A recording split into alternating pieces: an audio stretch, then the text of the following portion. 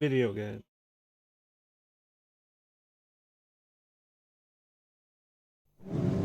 I gotta come up with a better intro than that.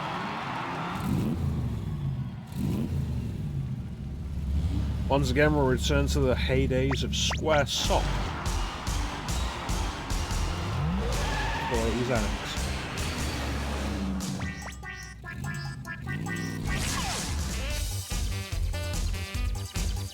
We decided putting a Chocobo on rocket skates would be a good idea.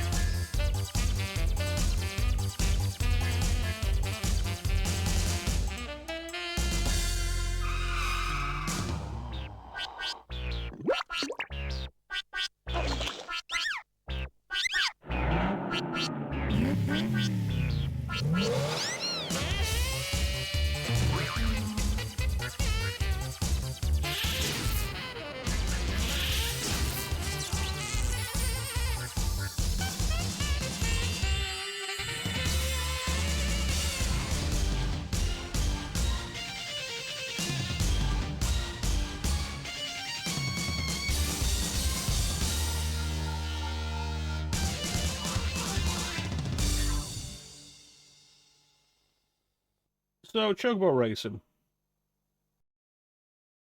I'm on record as not really, ever been into this game. I've tried and I've not really gotten into it. So today we're going to try again. After we watch the preview for Chocobo's Dungeon 2.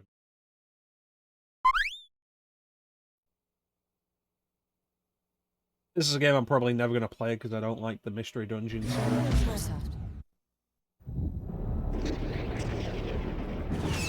There's a storm coming. An epic struggle of good versus evil. A battle that will test the strength and courage of an entire village.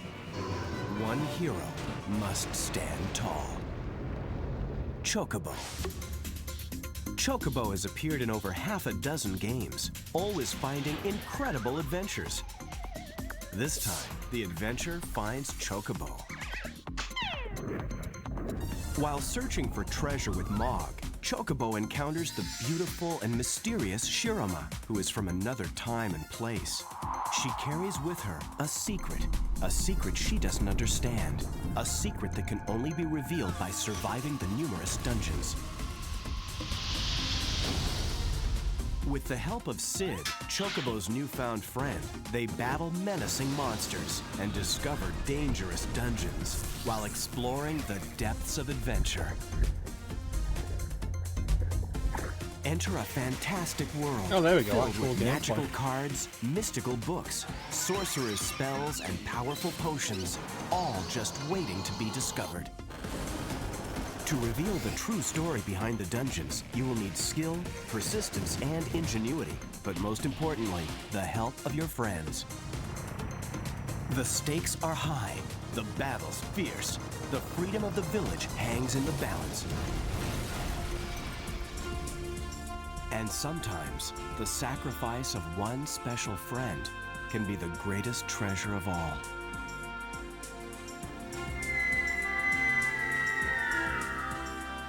Chocobo's Dungeon 2, a magical masterpiece only from Squaresoft. Yeah, I don't think that game ever came out over here.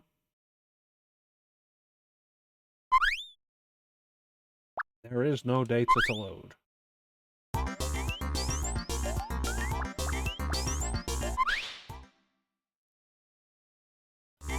We did get this. I know we got this.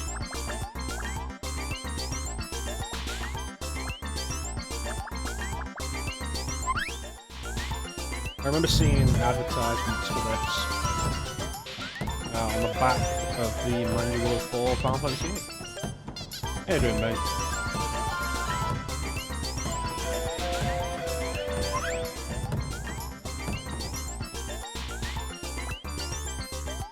Yeah, Chocobo Dungeon 2 didn't get released over here, did it?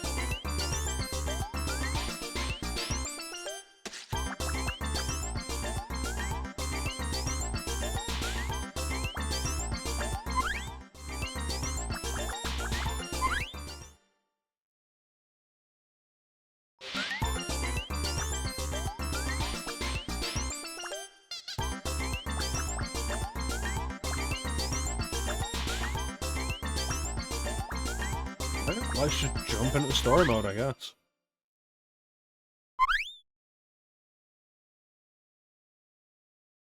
Was removed for the release. Fair enough.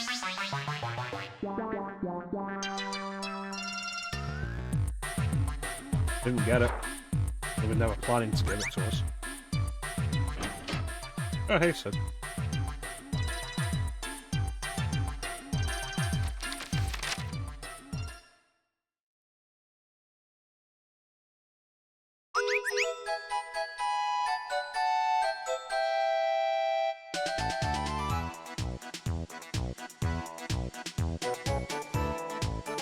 Yeah, sure. Yeah, so I know we've discussed this before, Bane, that I've never really gotten into Chocobo Racing.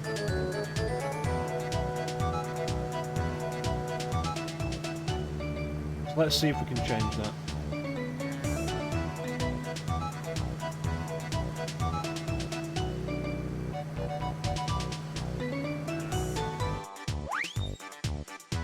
Yeah, okay.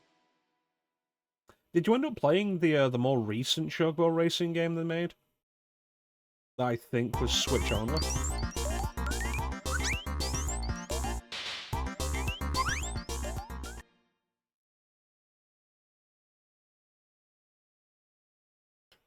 The only Chocobo game I've really gotten into was Chocobo Tales? Final Fantasy Fables, Chocobo Tales? Oh, that didn't think too bad. Oh, you've owned it, but you've not played it. Fair enough. When you say they shut down the online support, does that mean you can't play it online anymore? Or they stopped adding stuff to it?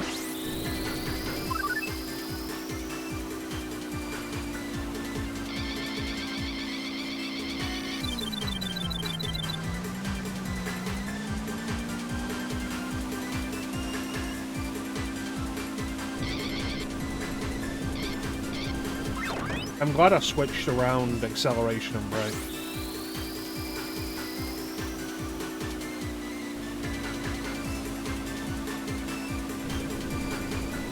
I hate holding square and then like mashing X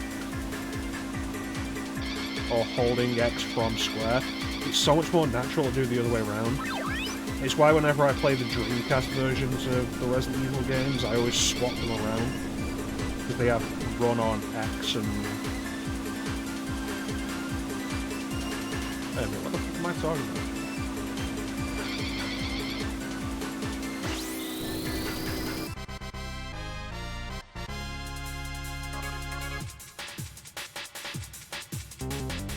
I prefer having run on square and it's a different kind of game, it doesn't matter.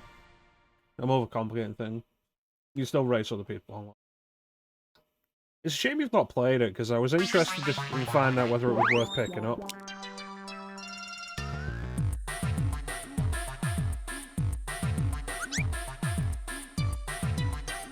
Even an X should be no match for it.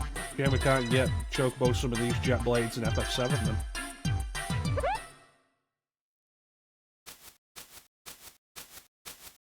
A Moogle?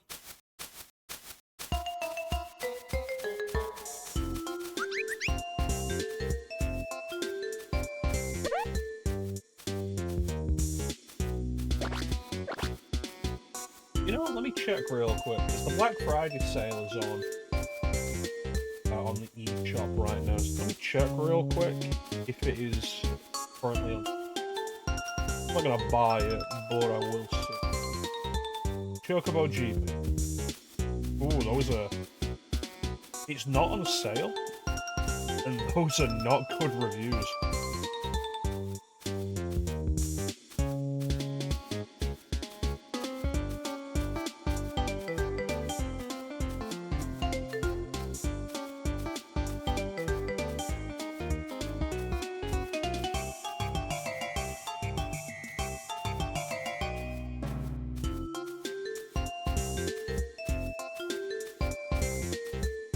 Only available on Switch. Yeah, I thought that was it.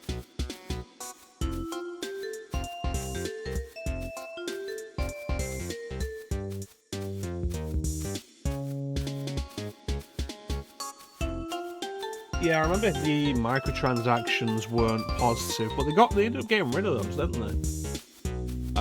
That's what you're talking about with the online support. They're gone now.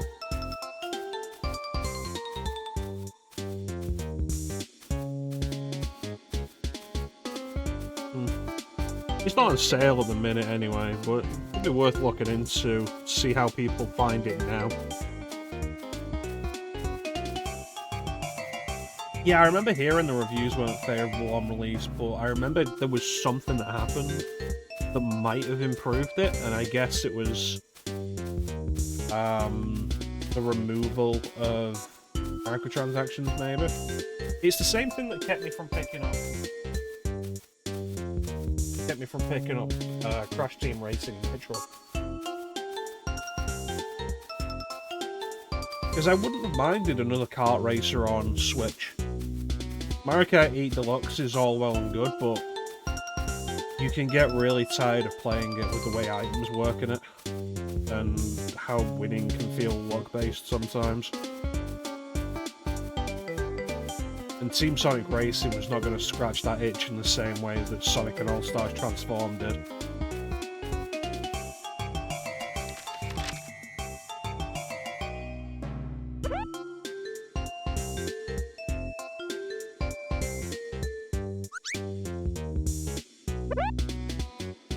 Yeah, I think around that time as well was when a lot of games that people were interested in were getting flack for being Switch exclusives.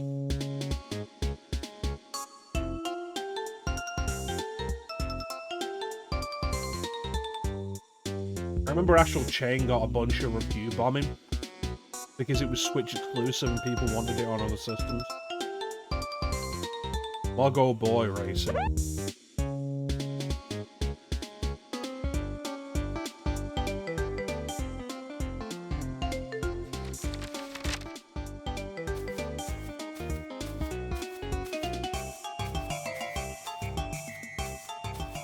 Alright.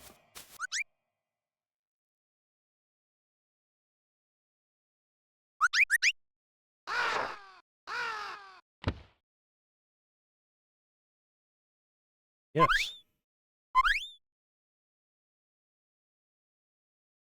That's a Final Fantasy VI noise, I'm sure of it.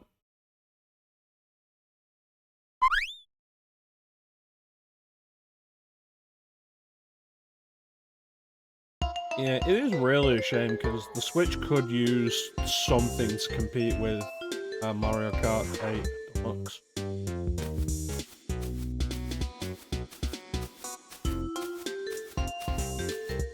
With Sega like absolutely just dropping the ball with Team Sonic Racing, when what they should have done was just remaster Sonic and All-Stars Transformed.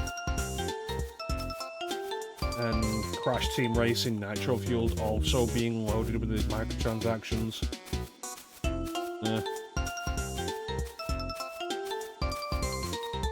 I've heard the Fruit Racing game's actually pretty good.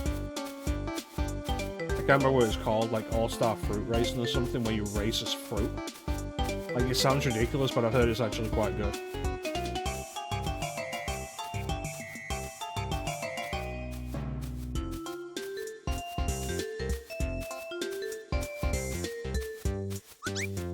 Never realised Mog was such a dick.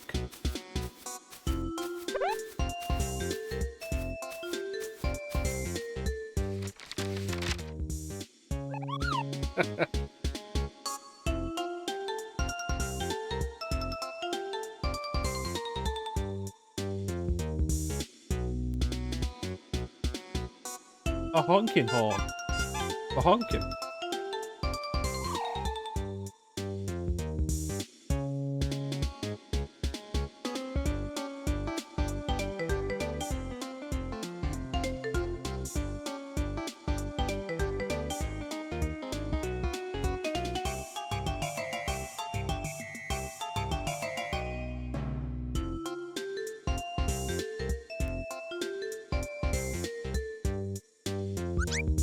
Alright.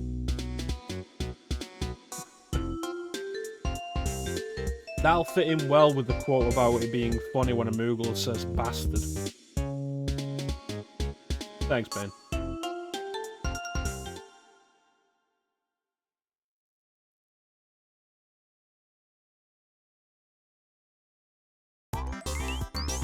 Alright, let's play as Chocobo. Dash.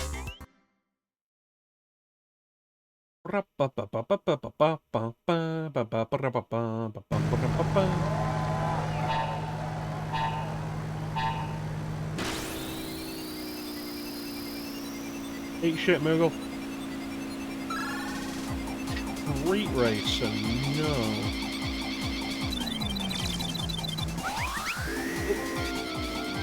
Okay. No, Street Racer doesn't ring a bell.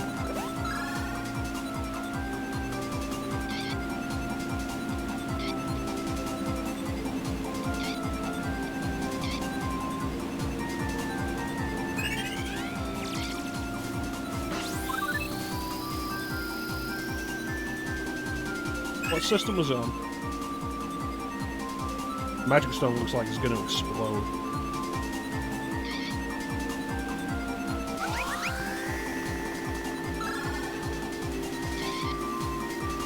Oh, it's still going. Wow. Oh, Mug wasn't kidding. That really does go for a long time if you get through.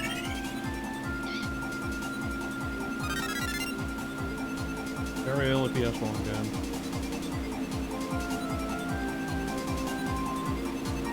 Might have seen it on one of the early demo discs.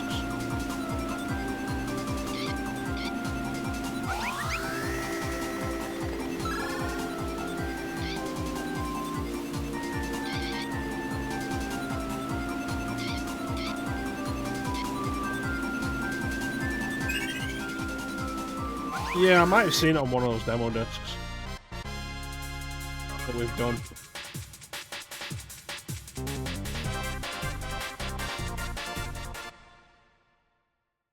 I should spend more time on some of these Final Fantasy spin-offs, because there's so many of them.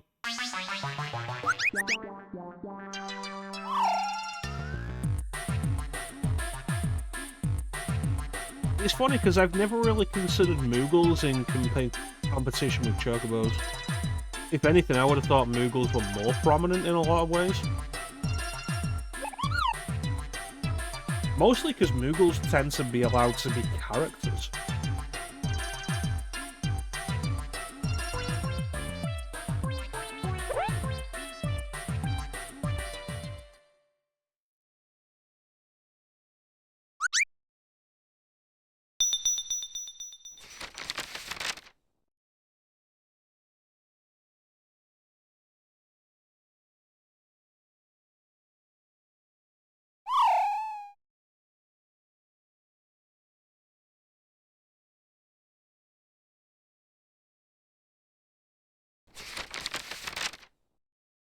Yeah, Chocomog.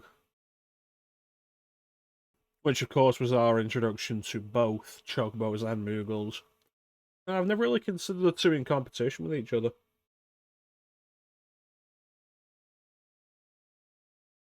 While Chocobos are more common, I feel like I've always felt Moogles are more prominent. Because, like I say, they get to have story roles more often. Stuff like Morg in FF6, Stiltskin in FF9, the way Moogles are presented in the Ivalice games.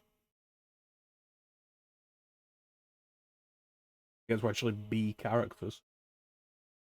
Yeah, and summons in general, yeah.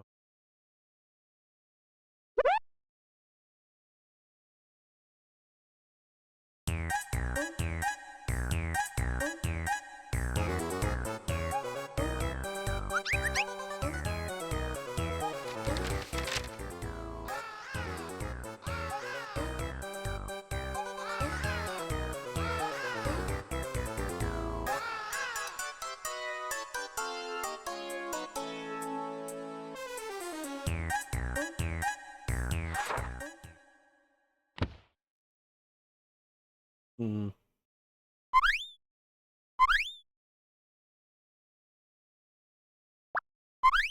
I hope I end up getting around to doing Dissidia next year.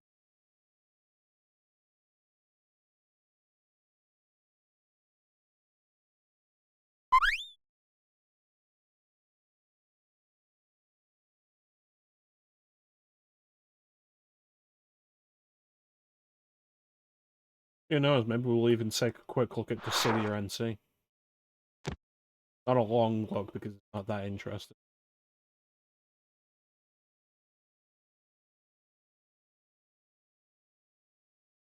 There's a village?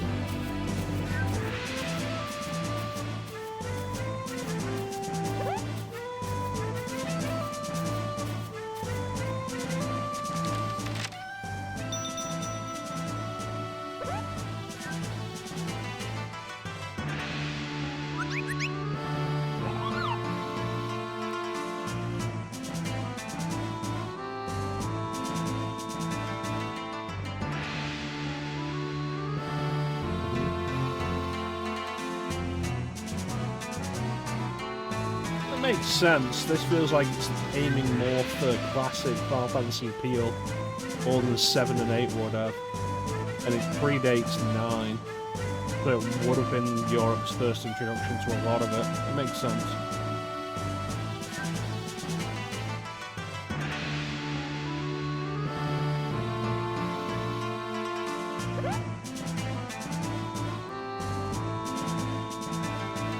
What a nice guy.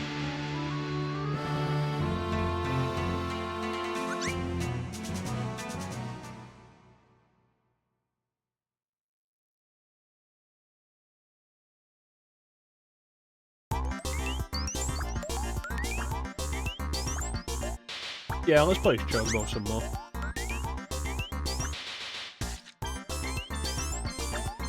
I can see both of these being useful.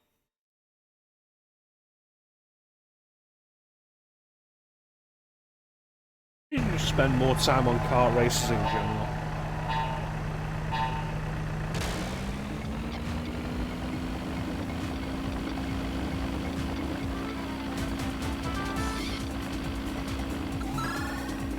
Fire! Speed. That's not nice. Oh, careful. Okay, it's straight. Speed.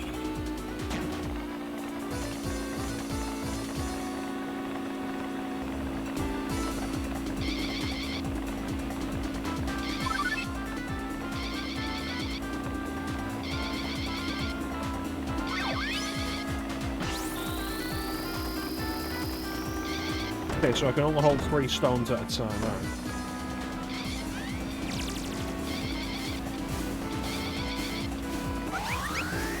Uh-oh. Thought I'd use fire first.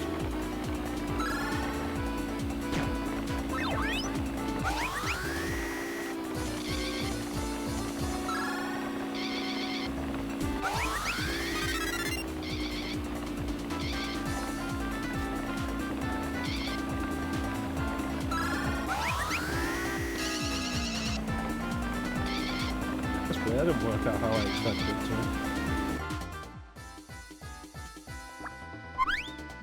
to. We're also absolutely not going to catch up to the golem.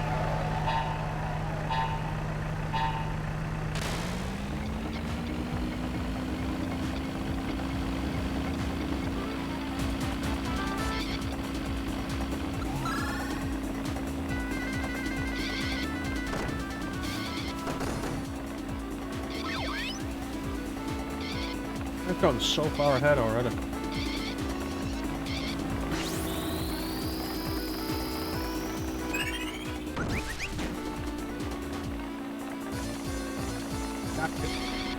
Ah!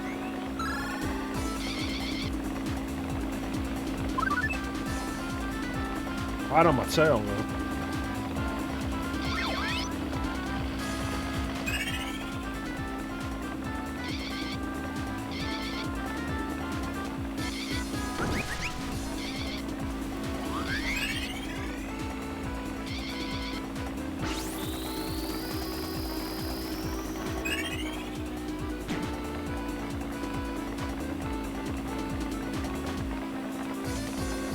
this track familiar?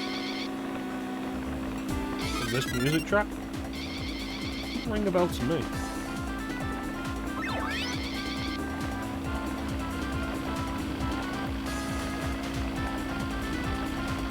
Going through the right one obviously really helps there. Oh, you son of a bitch.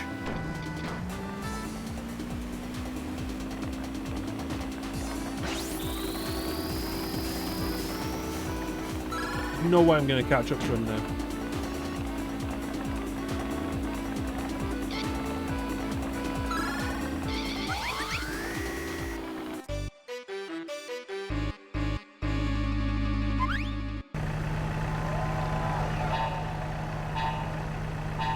Oh yeah?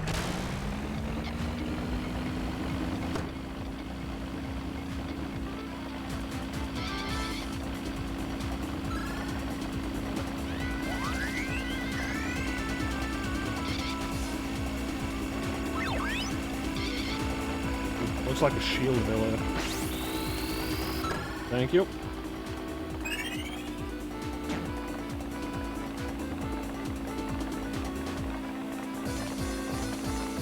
So I didn't have this when I was a kid, but there was another mascot motherfucker again.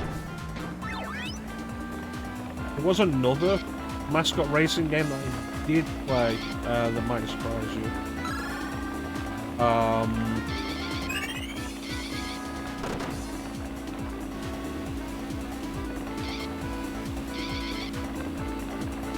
Bomberman Fantasy Rounds.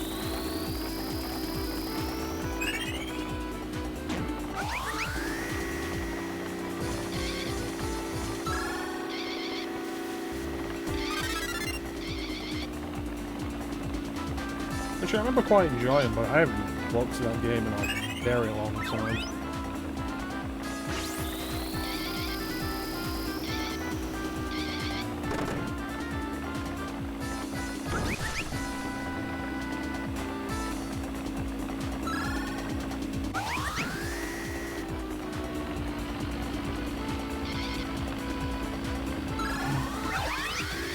Ow!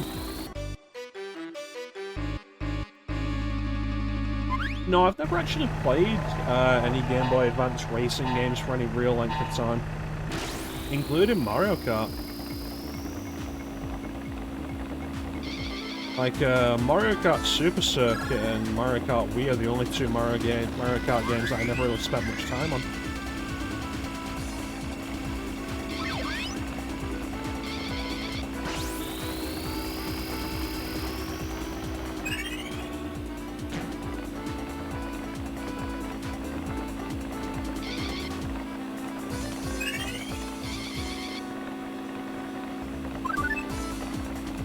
There's a lot of stuff I wish I would have had on GBA at the time that I just did. Especially RPGs. I wish I had more RPGs on GBA at the time. There's so many good ones that I missed.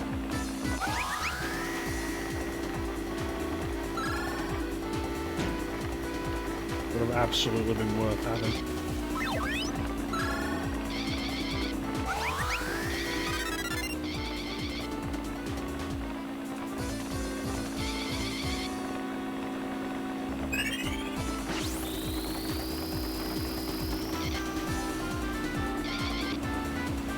Like any of the Final Fantasies.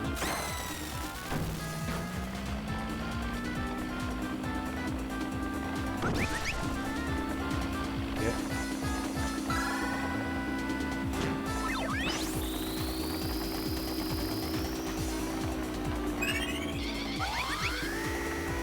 Yes. No, my GBA library wasn't that huge.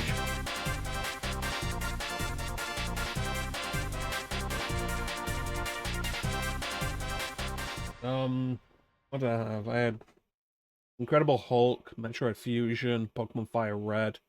I ended up with Sapphire and Emerald at one point. What is that?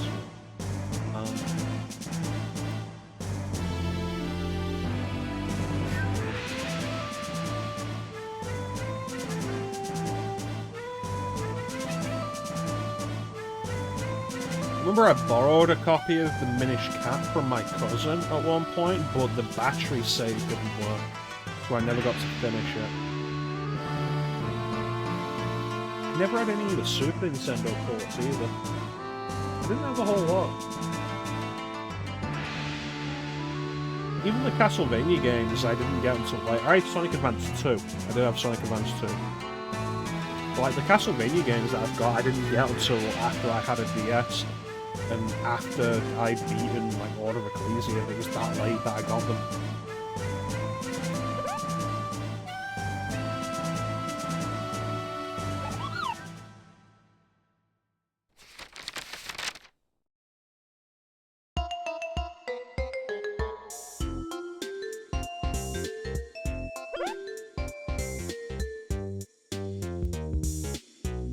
Yeah.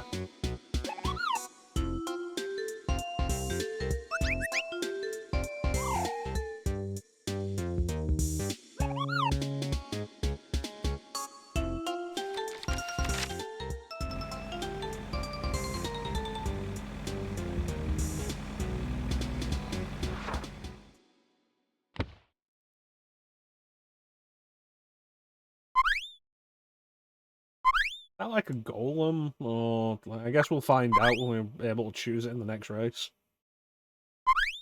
It doesn't look like a monster, like any specific monster I recognize.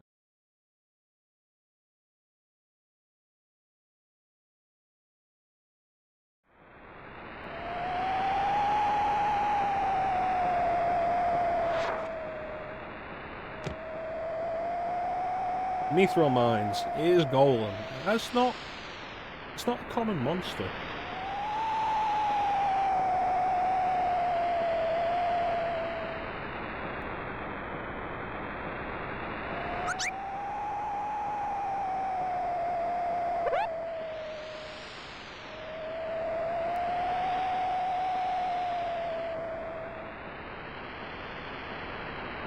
Bandits.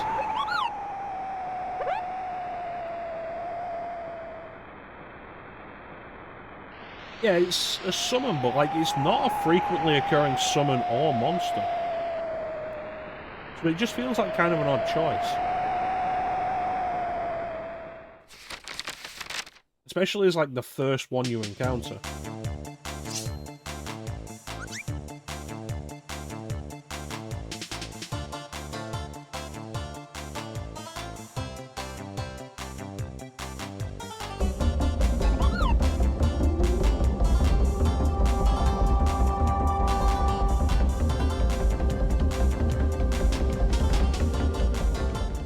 How you doing, Clem?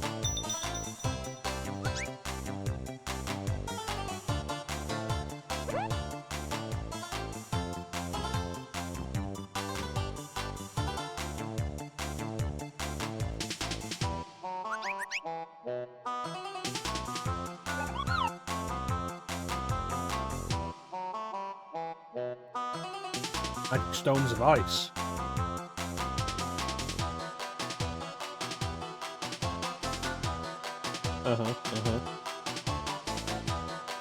Lots of ice, Freezes all your foes in ice.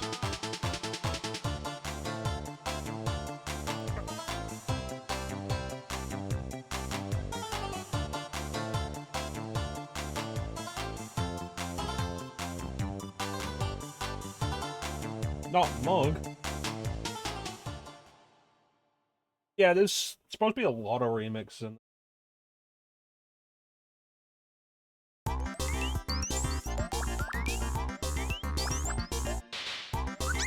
Jet blades. Makes your vehicle handle better. So it wasn't a shield.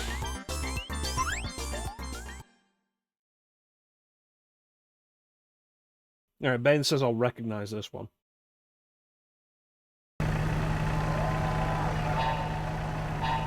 Where did the crowd come from?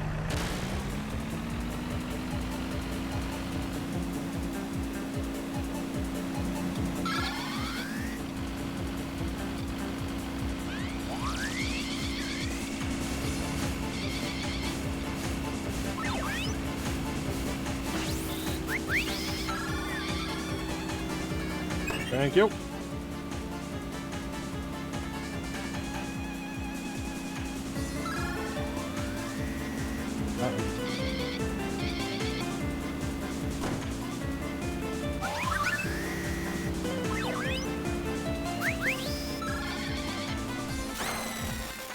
I don't appreciate that.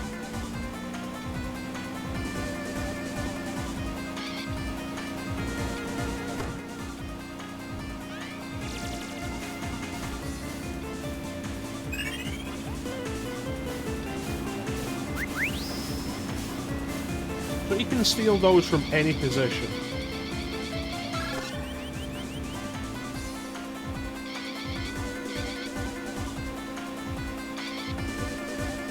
Hey, Panda. Come on.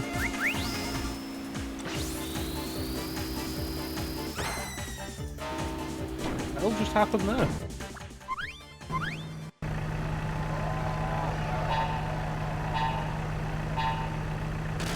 Punch it, Chewie.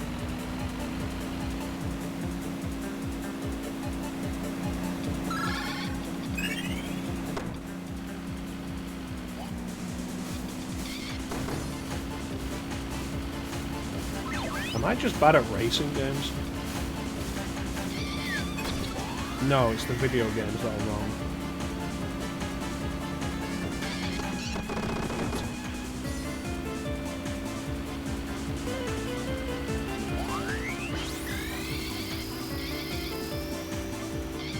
I don't know, that was pretty smooth.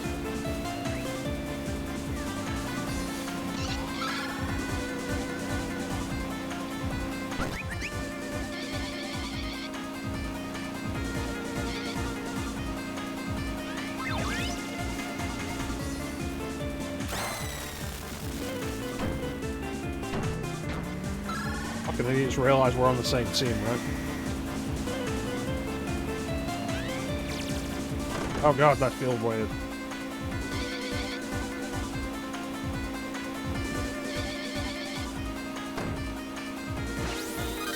This is gonna be like something I'll have to try multiple times per race, isn't it?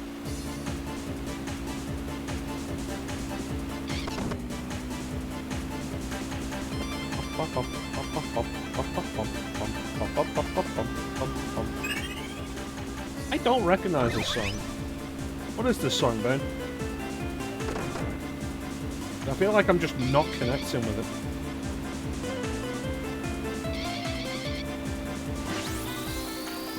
Yeah.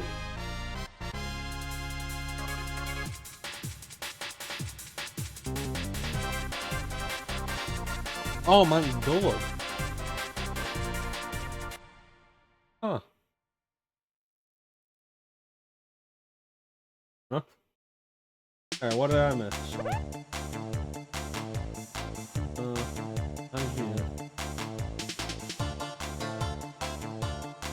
Ooh.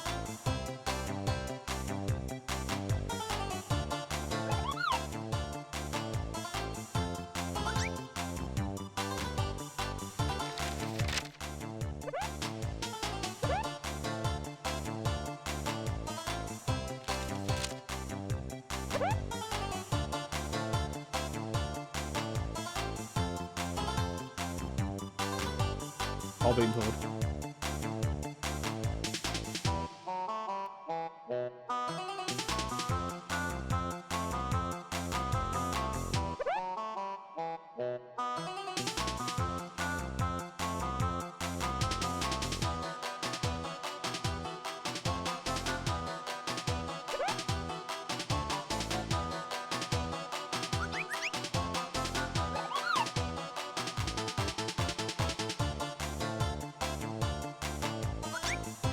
Yeah, we can tell he's not a bad goblin. I mean, what did he do? Hold a knife to Mog's throat? It's fine, who hasn't wanted to do that?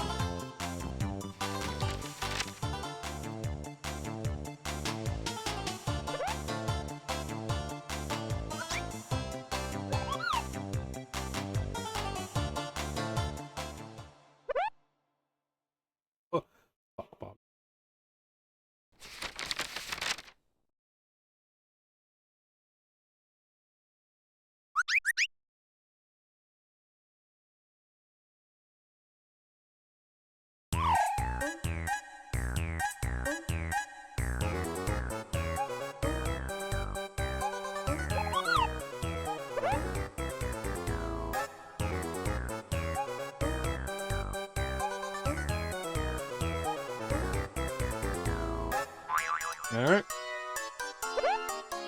Let's do this then. Why does Golem hiding behind that rock? Next time on Chocobo Ball Z.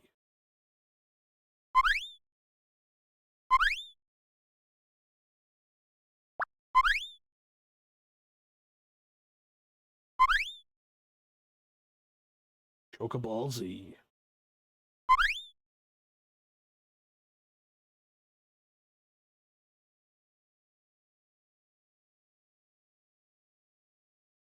Probably kind of a waste of money to have each chapter of the story in a separate book.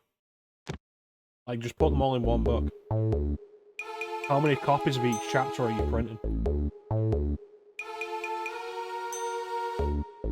Why did that skip over a line? I only pressed the button once.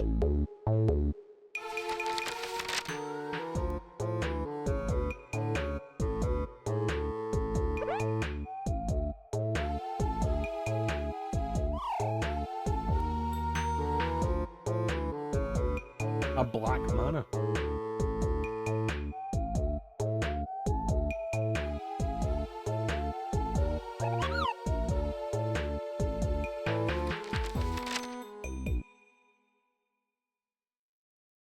Yeah, why don't we turn back? It's too late, we're already there. I do like the storybook aesthetic and like the pop-up book nature of it. It's really well realized.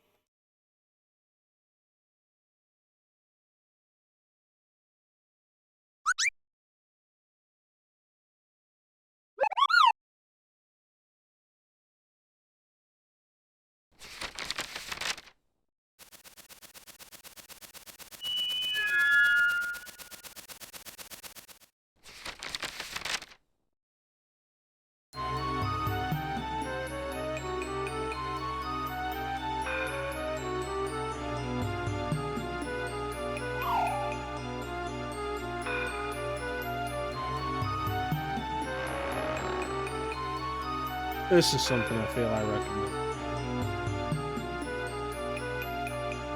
Sometimes I'm great at spotting remixes, and then other times it's like it just flies right over my head.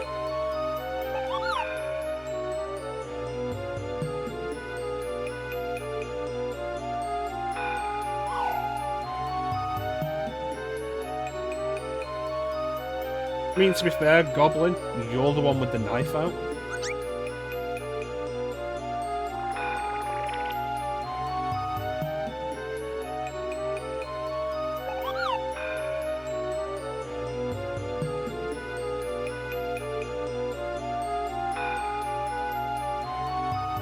Thunder. Thundara.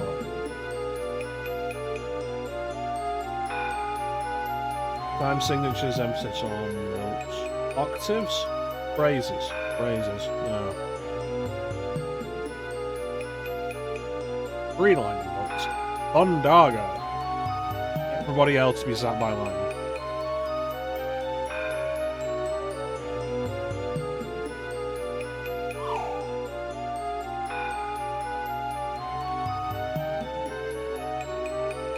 Alright. Let's go see what's in the mana. Oh, you're all alone.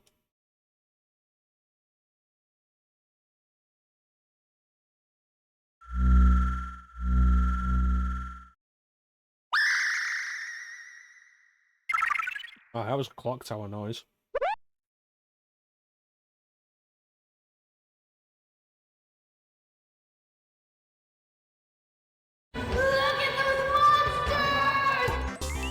Yeah, they're not monsters, they're probably just black ninjas.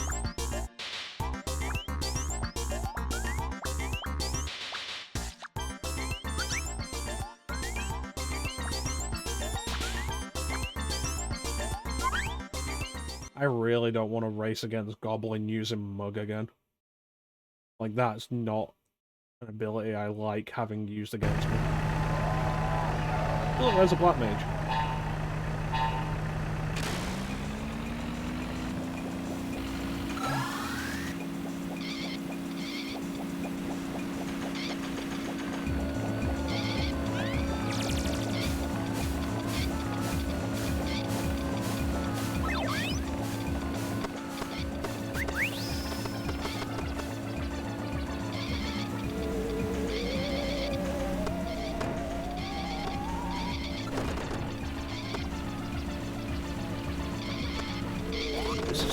Attorney. Gotcha, bitch.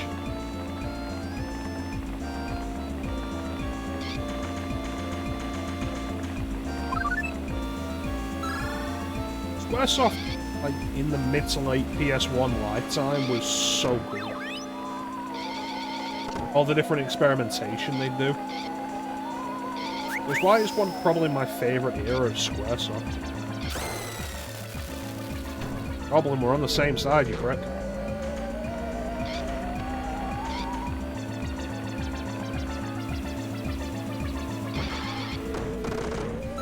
It's a shame the level of creativity and experimentation didn't continue past, like, early PS2.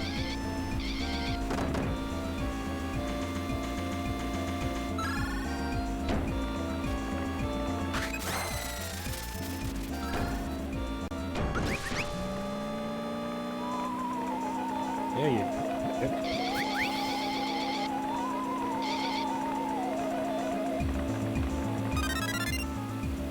I mean, Parasite Eve is one thing.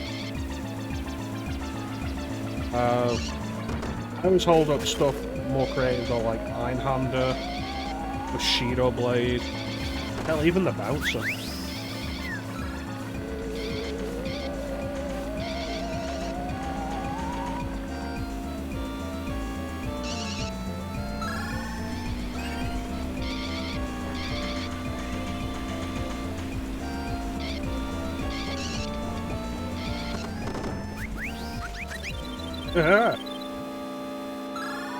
Quad. Yeah, the merge was only a few years away at this point. It was intended to be closer, but then Spirits Within happened.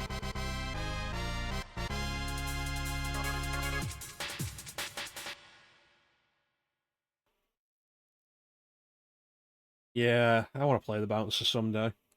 I've never played it, I've only ever heard of it.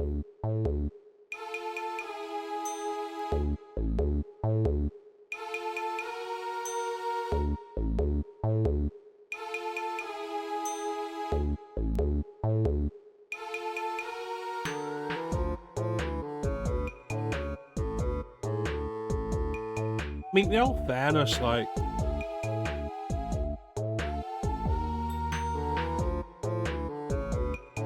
Distance of Spirits Within was always going to be a thing. You look at the build-up of what Square have been doing with the Final Fantasy series from 4 to 6 to 7 to 8 to 9. And, like, they were always very clearly looking at making something so story-focused that it would eventually just be a movie. I wouldn't call it a cash cow so much as it was like a black hole for money. Spirits Within bombed, it killed Square Pictures. I think it was supposedly the contributor, like one of the big contributors to Sakaguchi leaving Square, and it delayed the merge with Enix by like 2 years.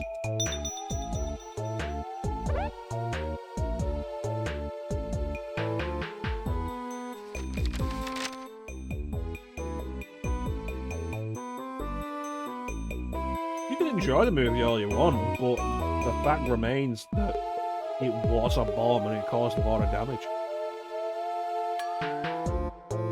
It did have a weirdly all-star cast, didn't it? Like, the production value of that movie, insane. I remember being really excited to sit down and watch it when we got it on, I think, VHS. We got it from one of the video rental places. And I didn't enjoy it.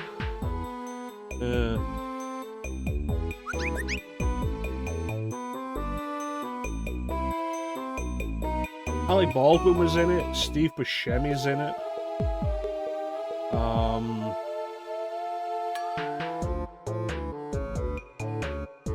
I can't remember who else is in it. I will say, I did at one point want to own it on Blu-ray, just because I figured, like, it would probably look really good on Blu-ray.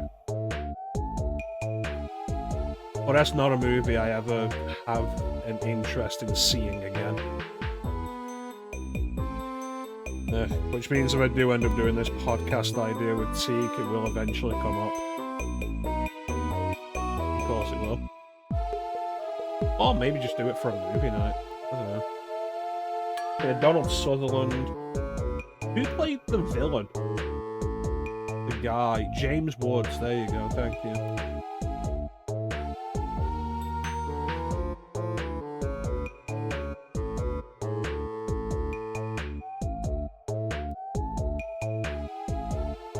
And there was a woman.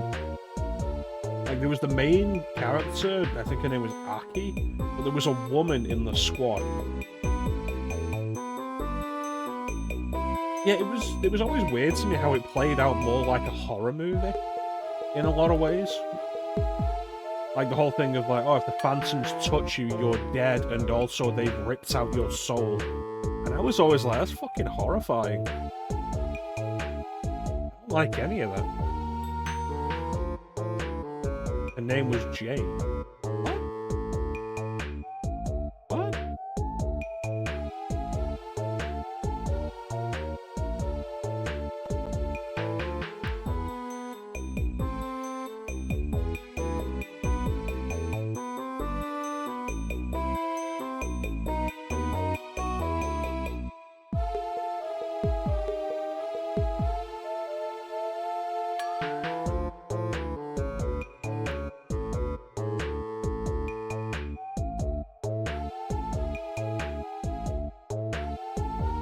Oh, I thought you were talking about Aki. Okay, here we go. We've got the page here.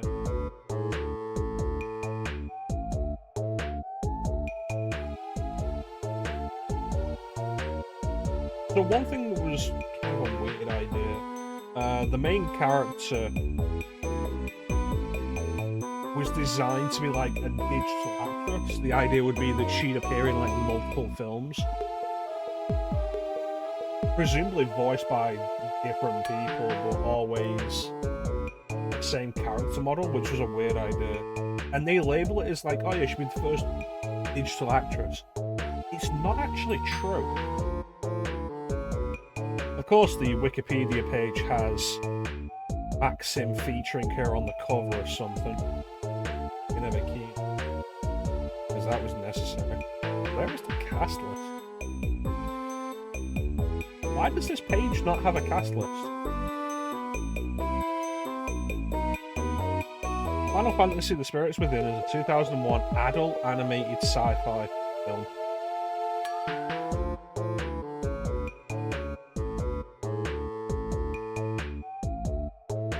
Why does this page not have a fucking cast list? IMDb, where are you?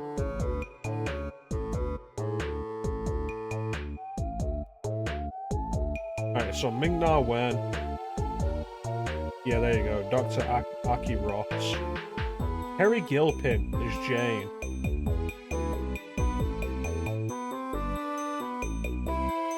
That's actually Keith David.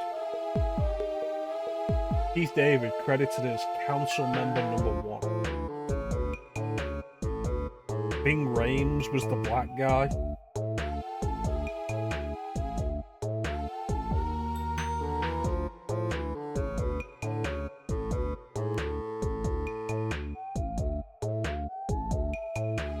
Yeah, Ross from Frasier.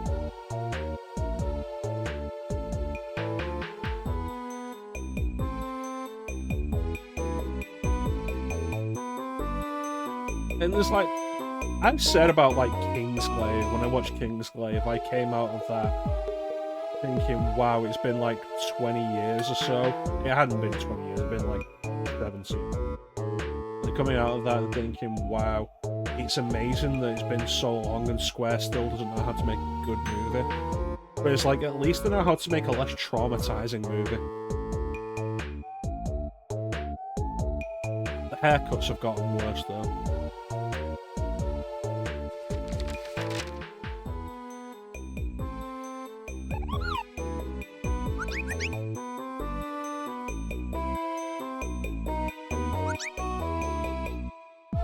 Thumbs up.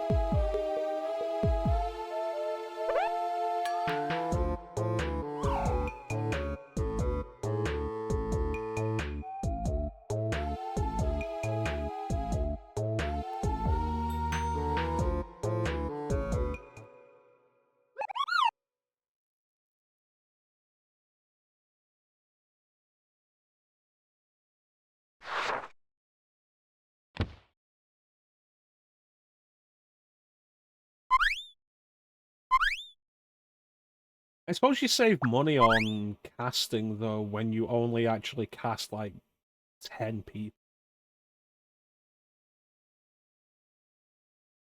Yeah, back to the whole thing of, like, I remember hearing with the idea of the main character of Spirits Within supposed to be, like, a digital actress that we can just have in multiple roles, multiple films.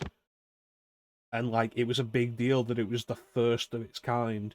And it's not actually true. Several years earlier, Keiji Eno actually designed a character with that intention in mind and put her in 3 video games. Her name was Laura, and she was in the video game D, the video game Enemy Zero, and the video game D2, which we have actually featured on the stream. 3 games developed by Warp. All of which are interesting. I want to play Enemy Zero for the stream at some point. It's one of those Saturn games that I've been always really interested in trying.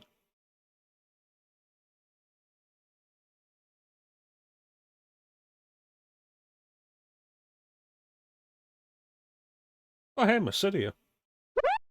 It's a good thing Klim's not with us, or he'd burn it to the ground and kill everybody.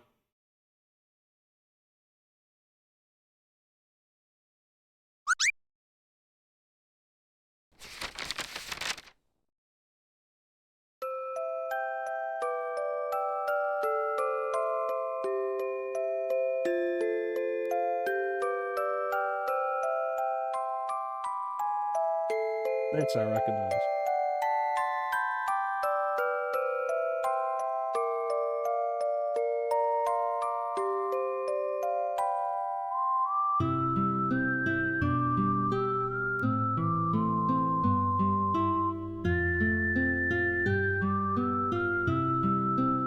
Which is interesting, this is an FF4 tune. Is it FF1? Why am I thinking FF4? Am I thinking FF4 because Klim played it recently?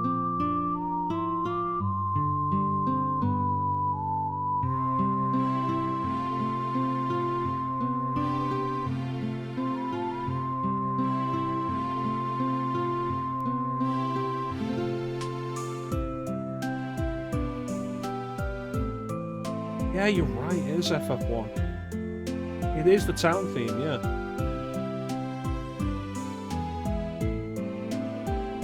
I was trying to think, like, is it the town theme or is it the Cornelia Castle theme? I think it is the town theme, yeah.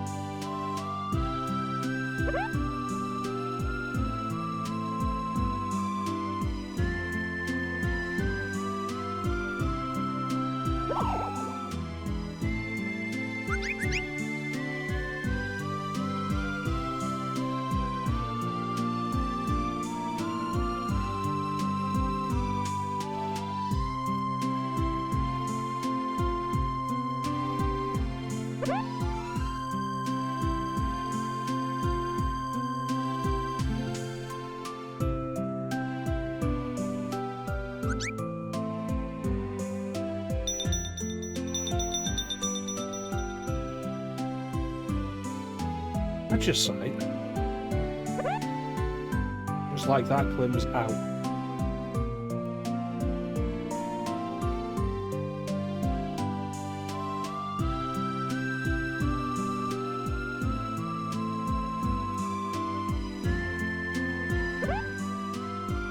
I do like this. This is a really nice rendition of the thing.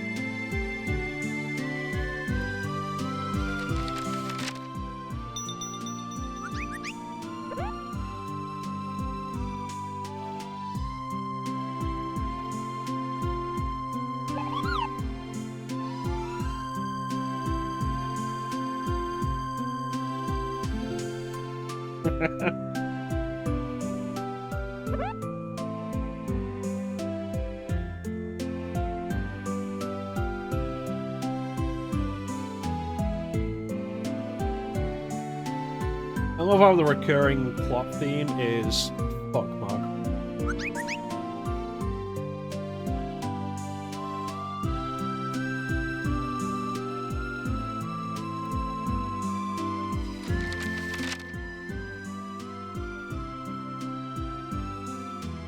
an island in the sky in which the ancestors of the city have built hanging gardens. There are no whales there, though. Minimize. Ugh.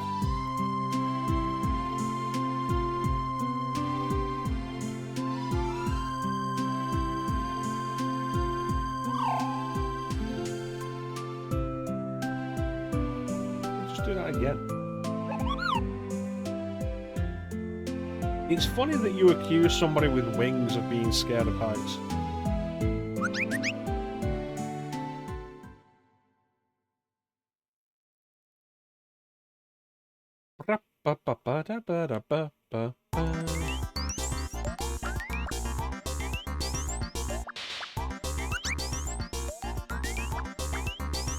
Oh.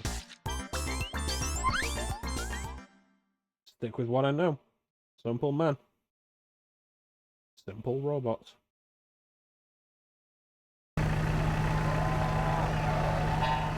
There we go.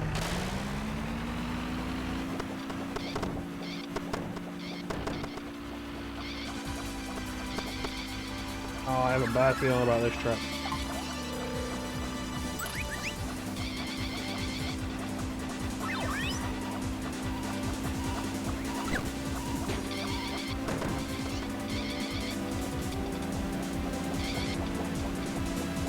Yeah, this one absolutely feels most like the track out of FF7 so far. Which of course would be what inspired this game.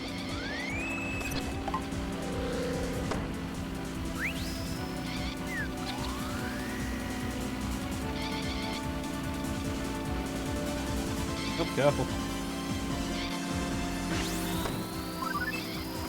Haha, Chocobo.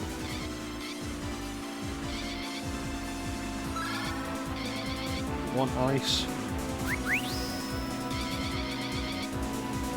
One ice back.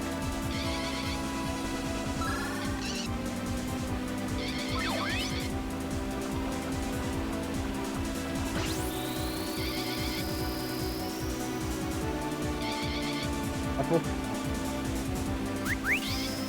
Motherfucker. God damn it.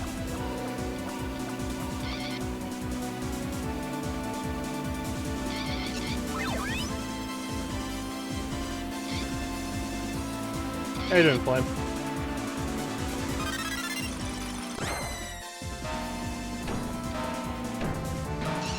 No, Nickelodeon didn't have a kart racer on PS1. I think the only Nickelodeon property that might have been represented on PS1 might have been Rugrats.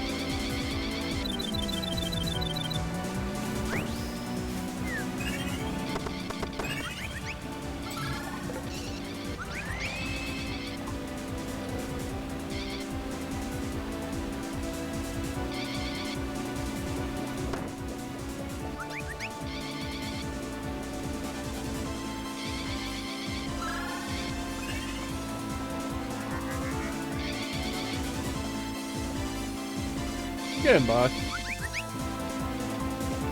We've lost this race. On PS1? What would the Nicktoons of that time been?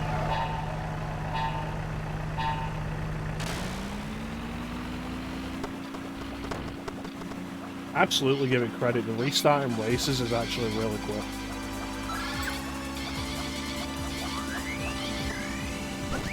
Gotcha, bitch.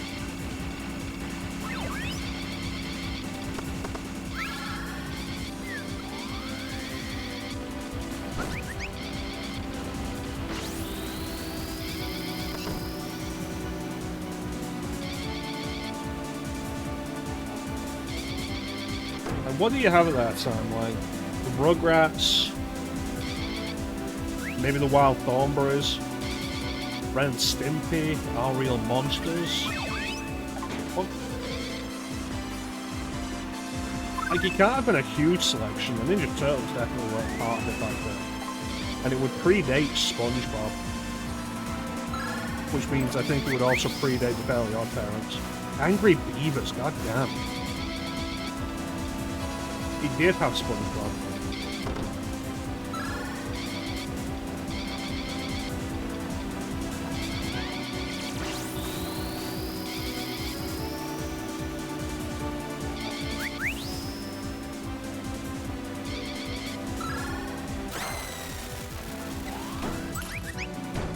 Ow!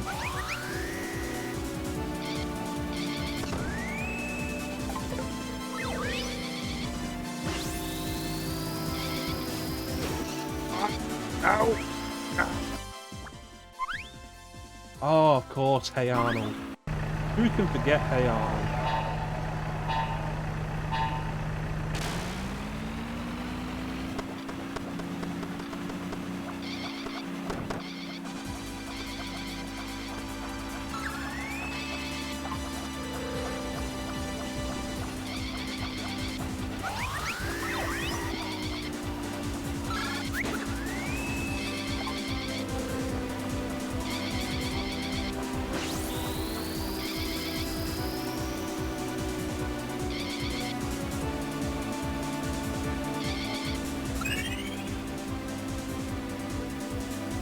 Hot dog, goddamn.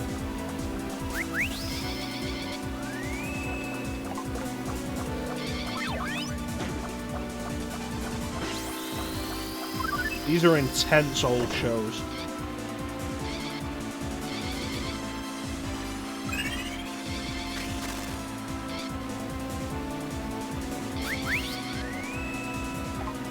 Really don't like you Goblin can just steal at any time.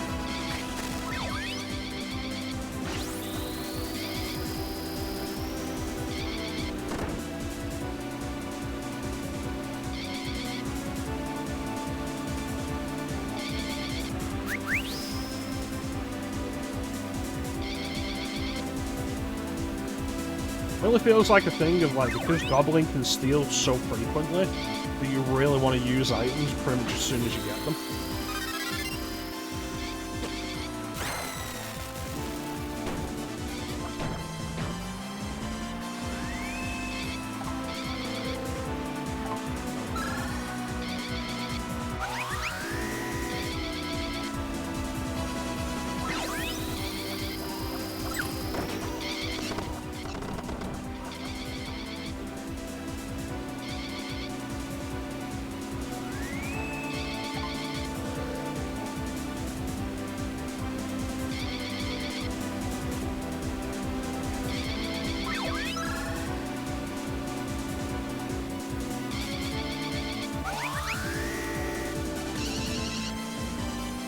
That wasn't a drift, that was just a break.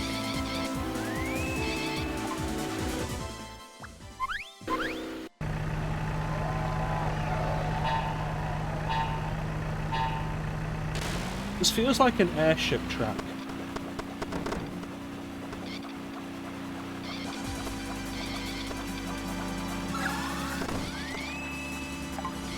It stole both my drinks.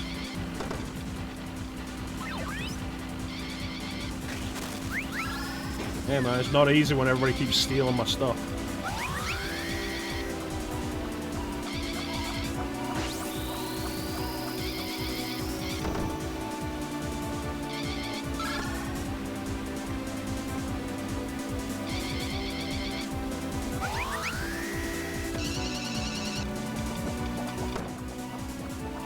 Oh, the wyvern. Of course, here you.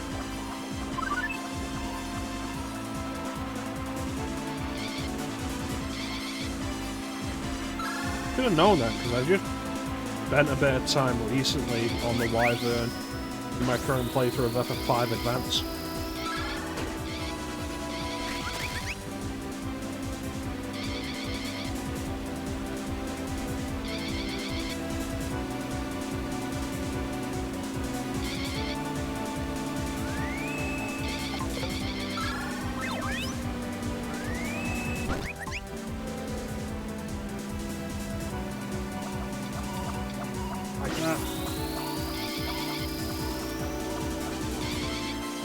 Come on!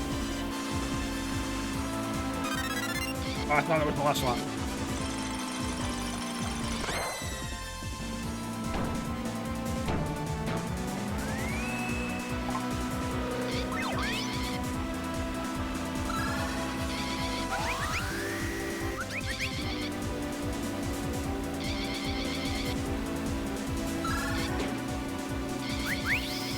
Damn it.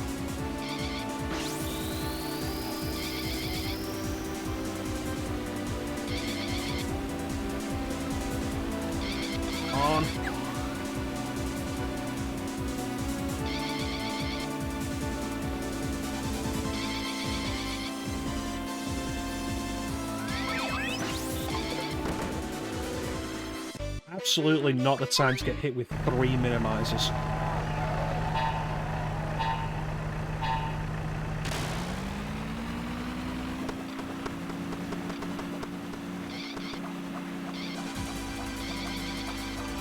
No, I was right earlier. I do switch the buttons around because of the way this feels doing this.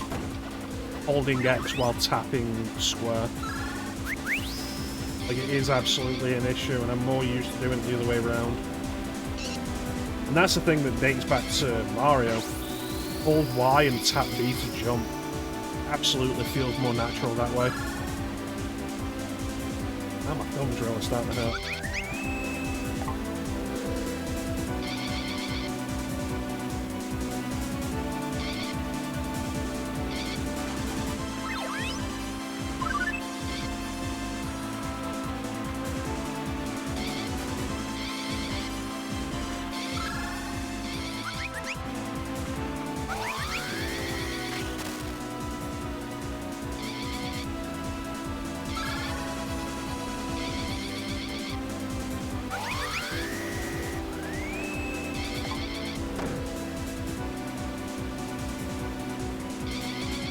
You haven't introduced the Meteor Magic Stone yet, Flame. Motherfucker.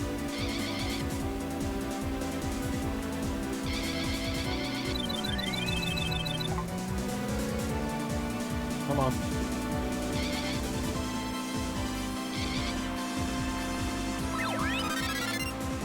I'm gonna have to change the buttons after this race, because this is really hurting my thumb.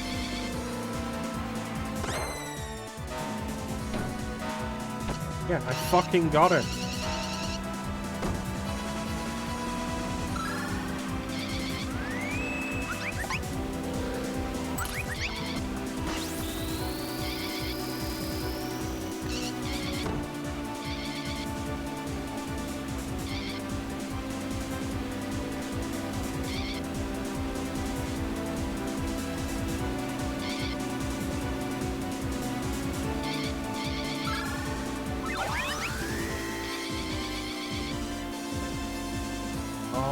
Baby, give me the gold.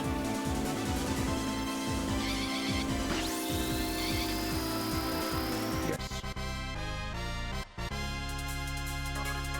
It's a good thing I got so far ahead early on, because that Blizzard plus 3 minimize really cost me a lot of time.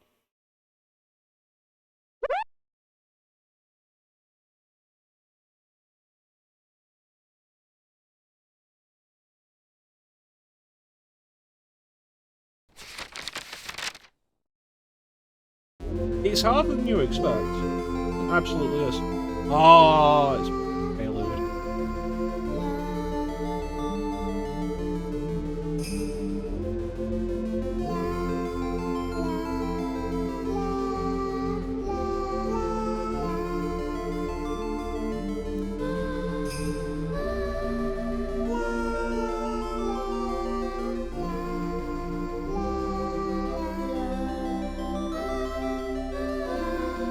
8 pieces, and we just happen to have 5 of them here.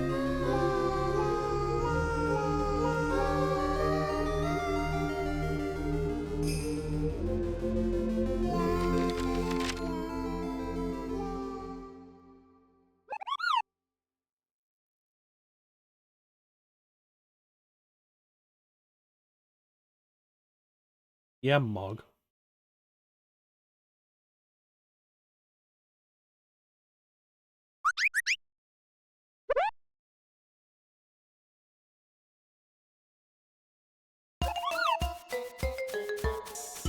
Cool.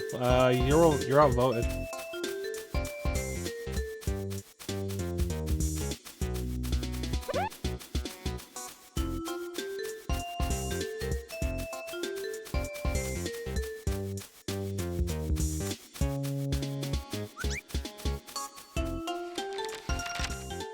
Right, Mog, eat shit.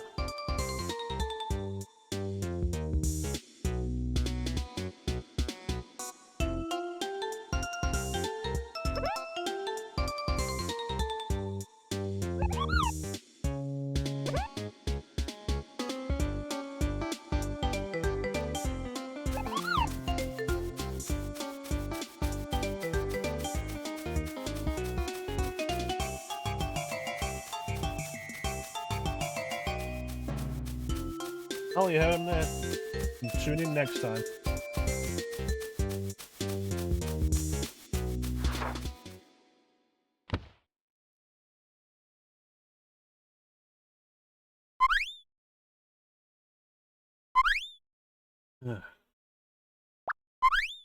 Alright, let me change the button.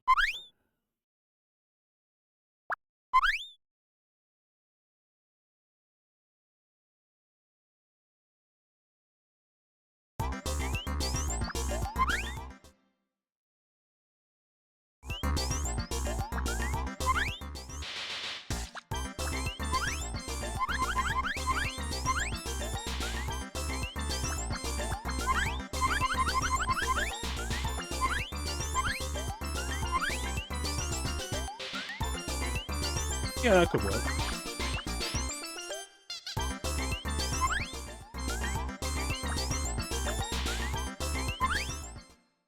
Alright, let's continue. We're only an hour and a half into the stream. Can't stop.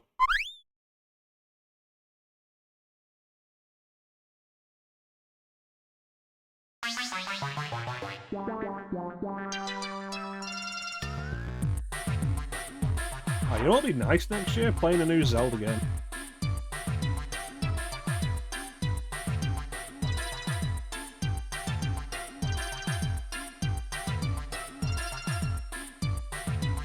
Skyward Sword next year. The first Zelda game we'll stream that I haven't finished before.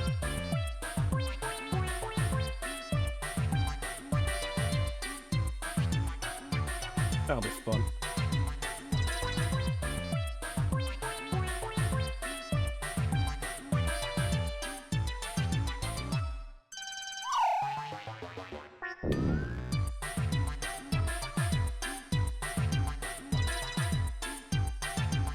I mean, we're in a land of food.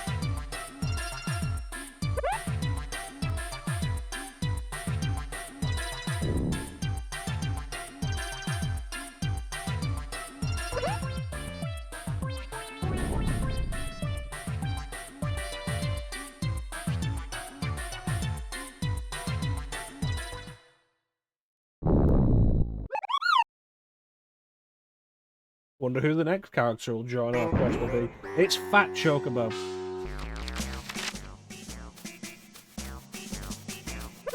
Why can Fat Chocobo talk but Chocobo can't?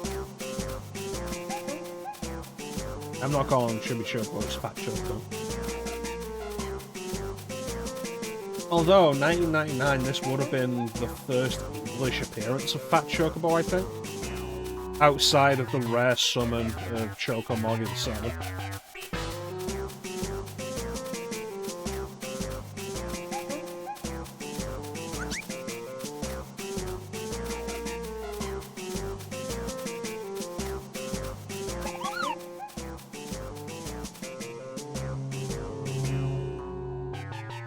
I guess we'll have to cut it out of him.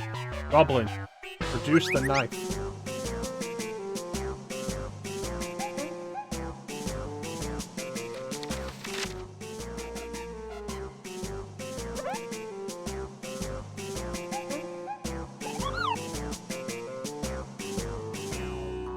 I appreciate Mog's honesty here.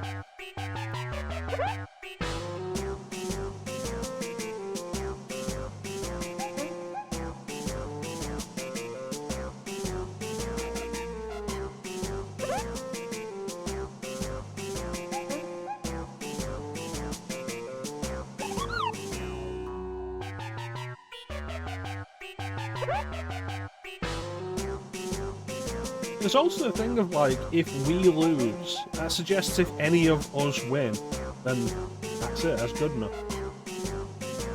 I don't think Fat Chocobo was in 4, he was in 3. I don't think he was in 4. Clem, you recently played through 4, did you see Fat Chocobo anywhere? I assume Clem's still here because he hasn't said goodbye, and it'd be rude of him to leave without saying goodbye.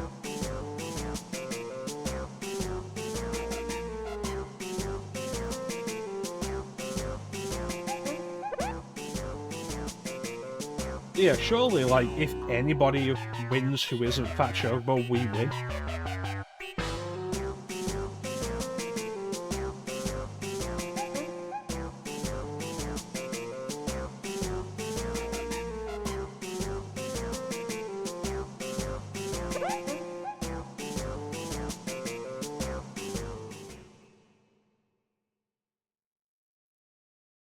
Reflect sounds like it could be a real problem. Especially with Goblin's mug ability.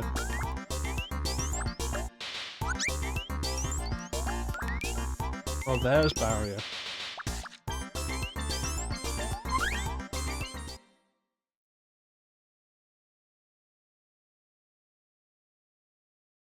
Alright. I don't think Fat Chocobo's in for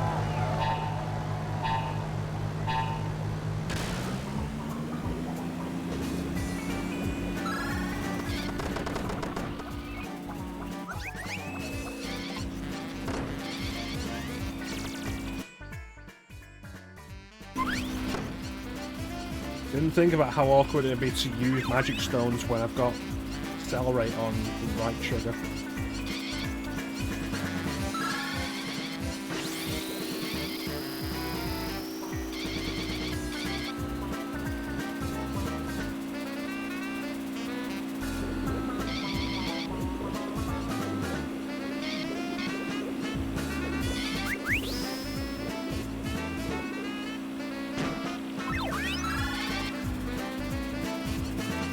Yeah, my brain is just not connecting with these songs today. Thank you.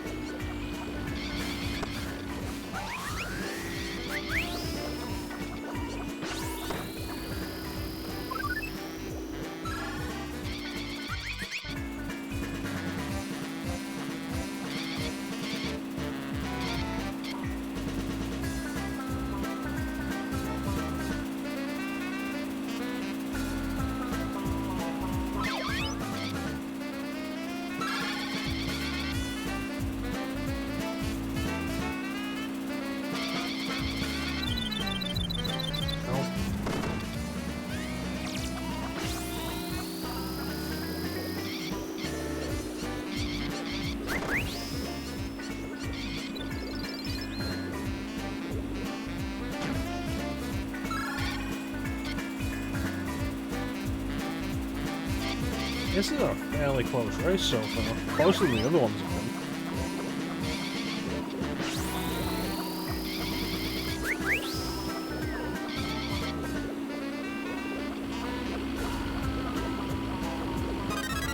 been. Also a fairly long track.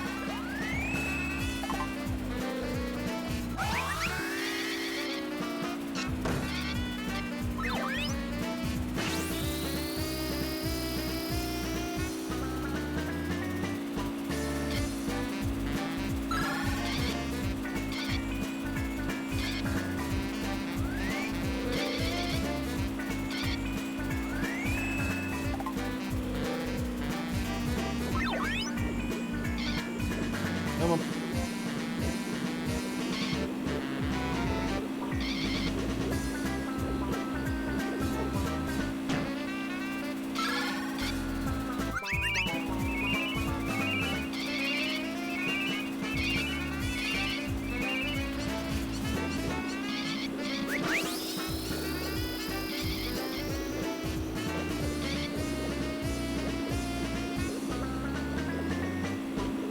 Let's try.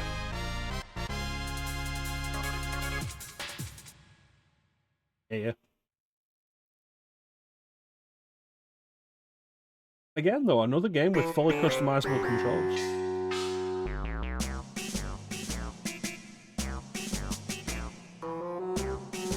I don't know what that ability was.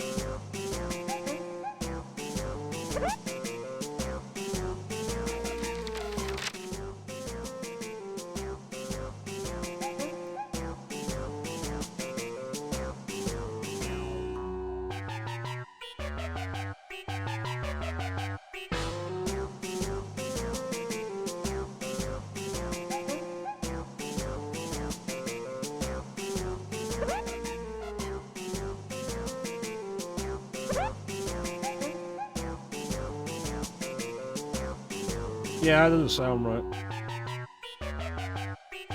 Yeah, you realise where it's going to come out of though, right? Okay, he does.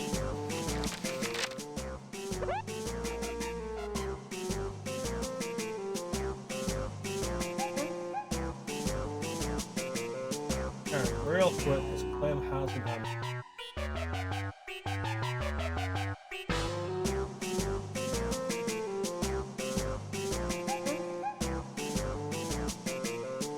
Fat Chocobo.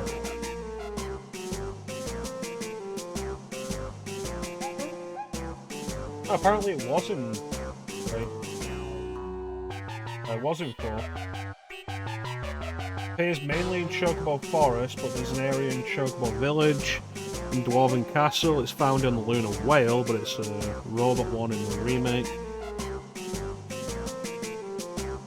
It's item storage, because Final Fantasy IV only has a limited item inventory. So yeah, this would have been Fat Chocobo's 3rd appearance in the West. Fat Chocobo appears as a window pattern option in FF6. In some versions of the game, it doesn't specify which ones.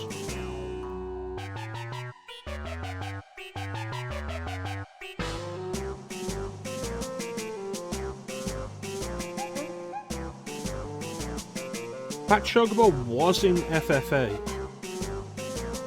But it's a Chocobo World thing, so we would not have seen it in the West.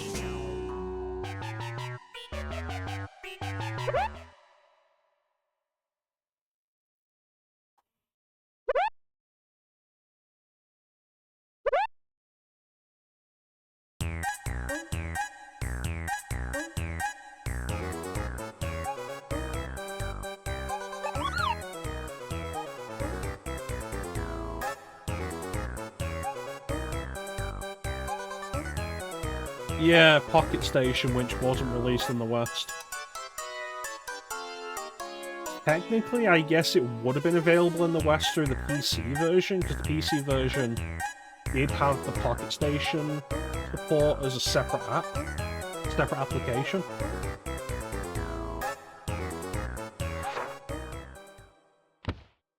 Although whether or not that was before this or not, I'm not sure. I don't know when the PC version of FF8 came out. Yeah, I've never really dealt with any of the Chocobo World stuff because of that. That said, I do have a ROM hack that gives you access to the Chocobuckle ability in the summon without having to use Chocobo World.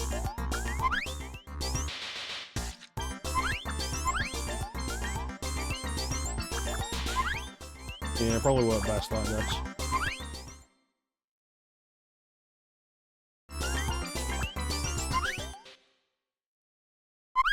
Alright, here we go, chapter 8.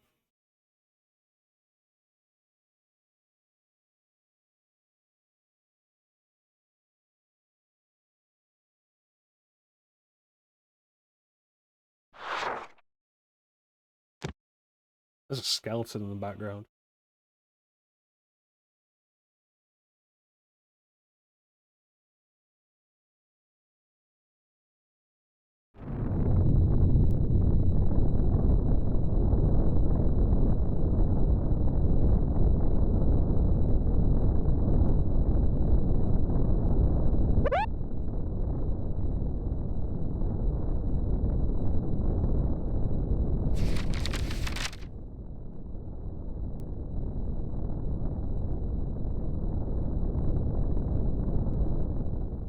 It's a magical monster?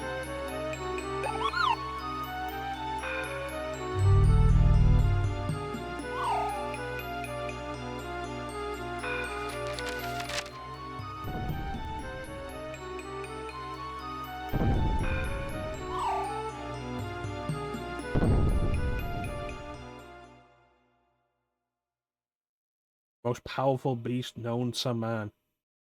Oh, Mac. No, it'll be Behemoth.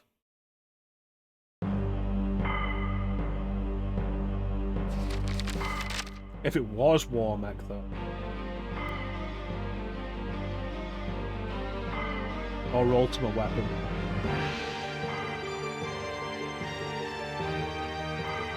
Oh, I know this.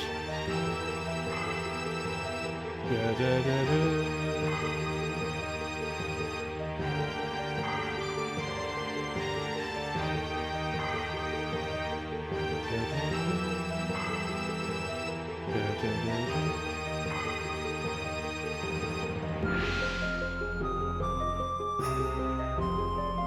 this full?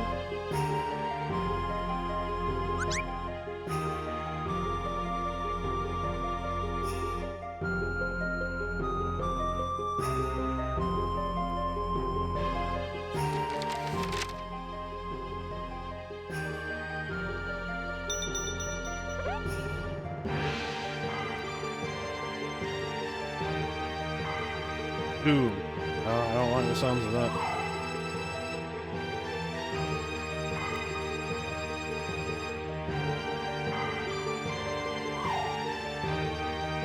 You think 3?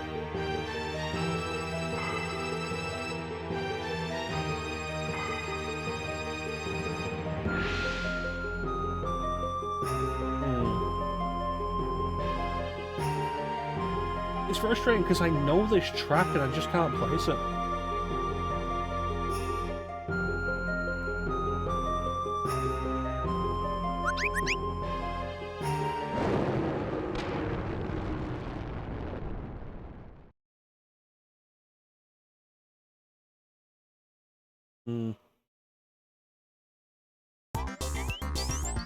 Like, it feels like a track that's from a more story-focused experience.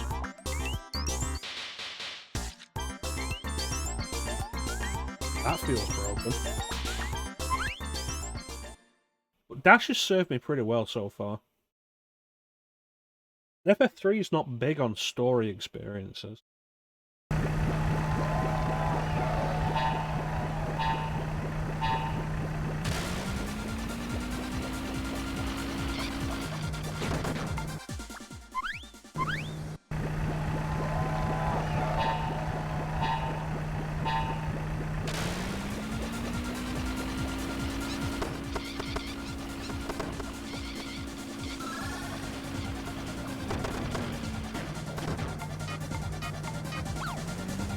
Thanks, Sid.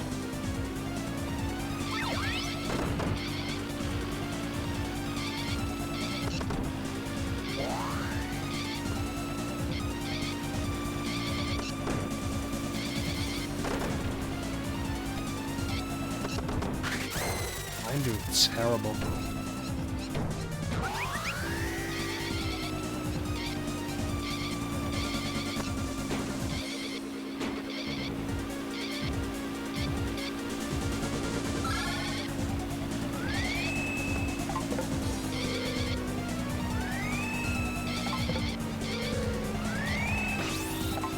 That's enough.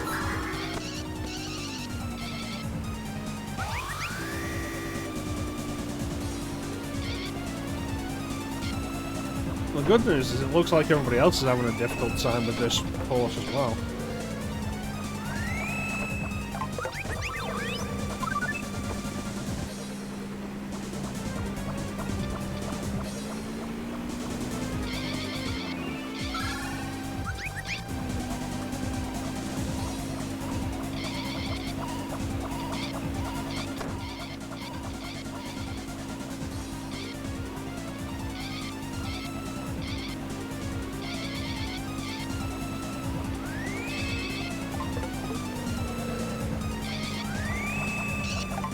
Enough with the minimize.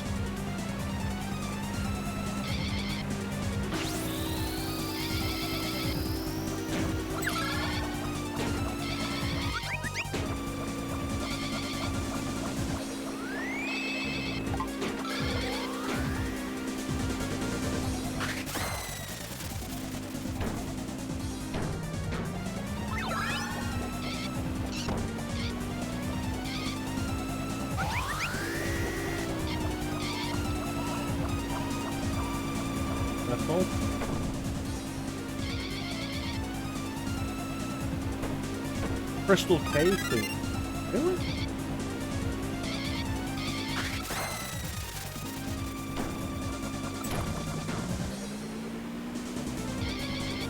God, you're right.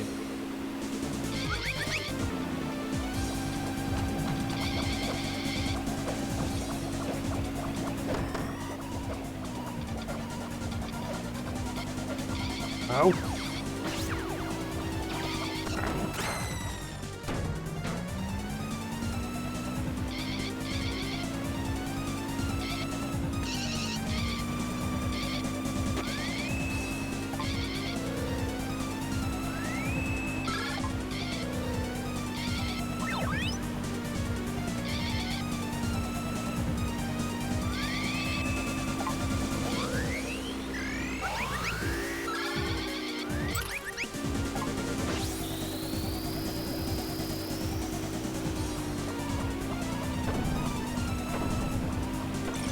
home! That's the race lost. Fucking there as well.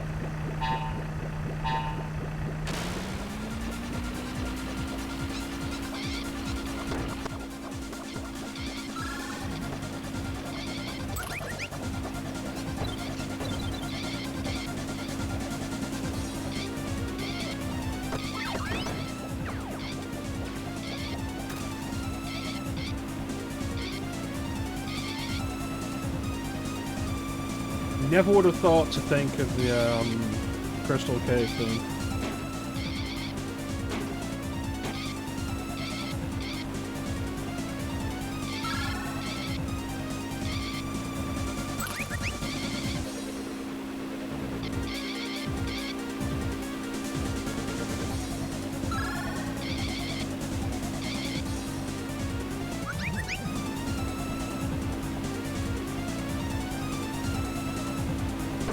It's been a while since I played 3.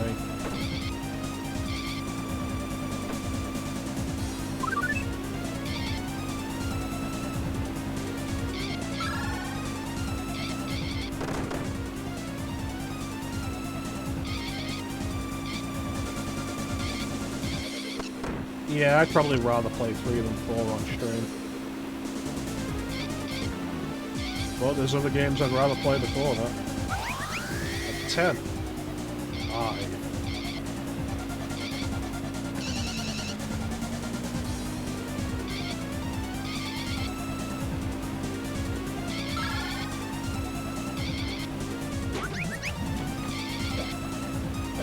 Right.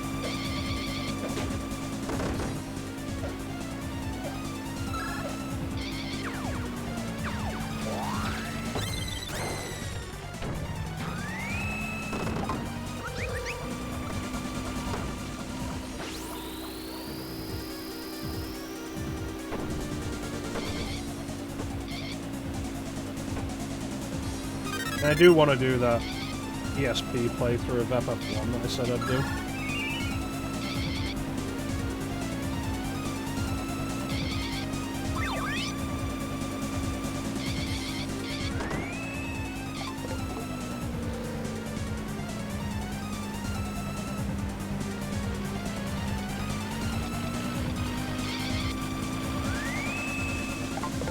I don't like how getting hit with 3 minimizes reduces your speed to the point where you can barely make it up hills. Feels excessive.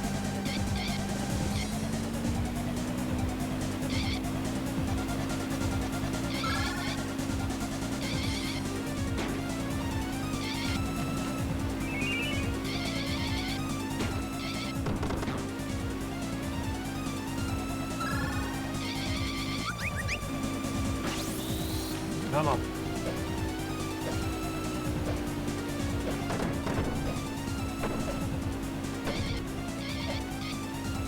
Right there, come on! Yes!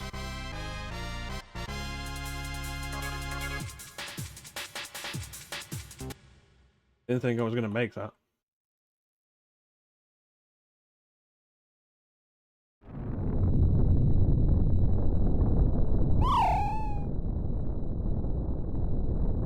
Thank you, Ben.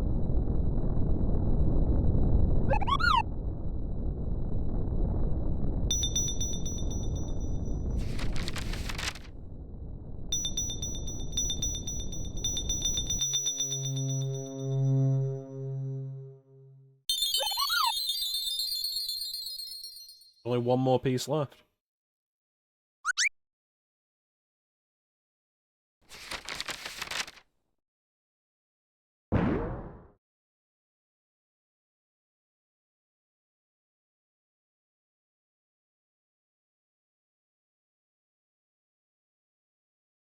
Final episode. Final Fantasia. Be there or be the world. The world is square.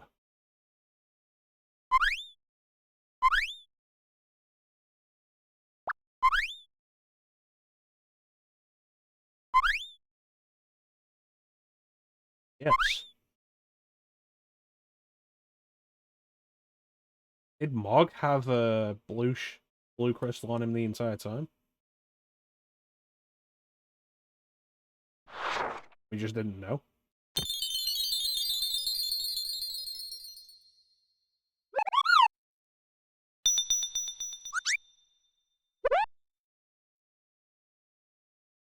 Yes, he did.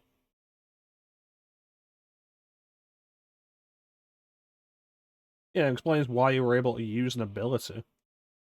Otherwise, it would have made you super special.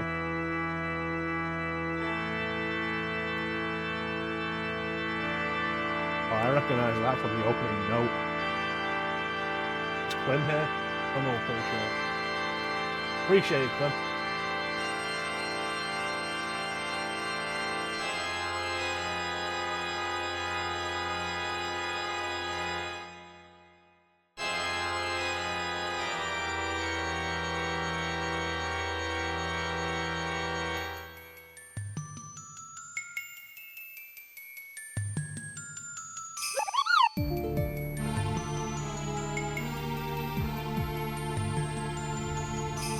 CG.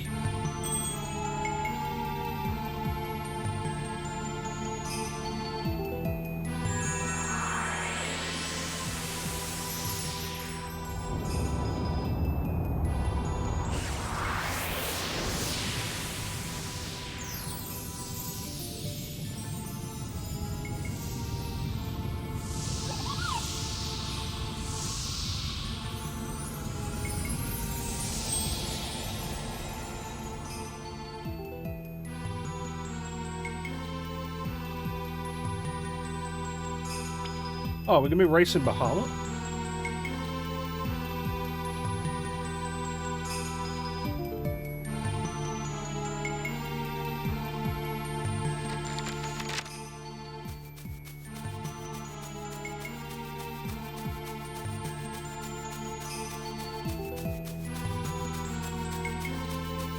King of Espers.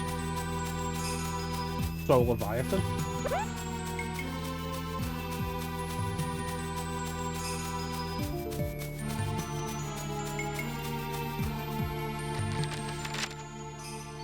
Because Bahamut's the god. God King.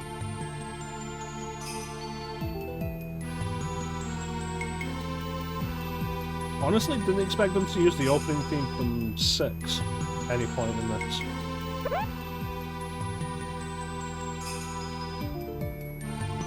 Here in Fantasia lie the magic stones of Ultima. I bet they're bullshit.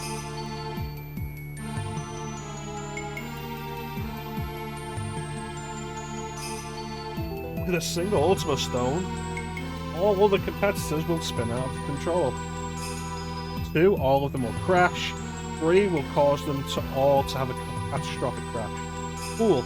That sounds like bullshit.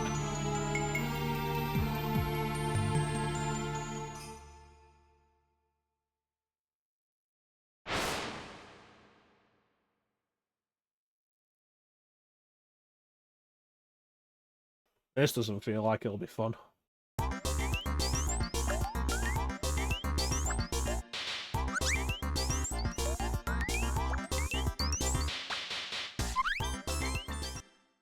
Alright, here we go. It's only half of it. Oh boy. Let's try and figure out what this last song will be. Oh look, there is Leviathan.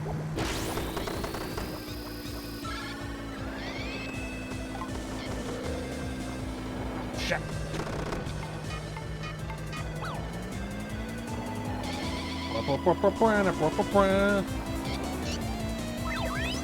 That's an old one. That's an old song.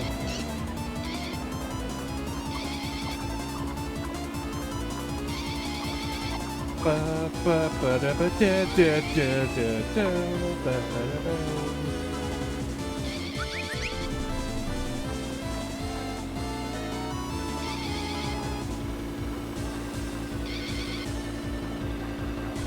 nasty course. Oh, hey, Sylph.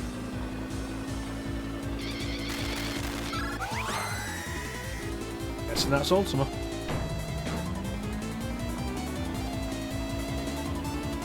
And My Little Pony? Oh, Carbuncle. I assume that's Ramu.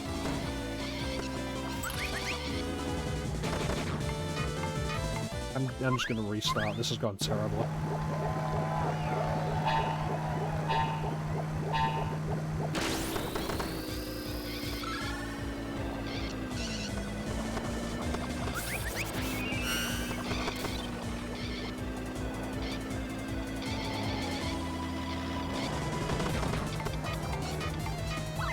No!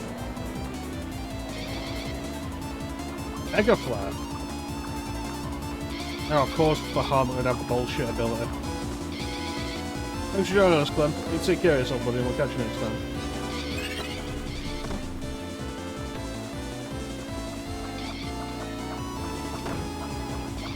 Man, Bahamut's icon looks so dirty.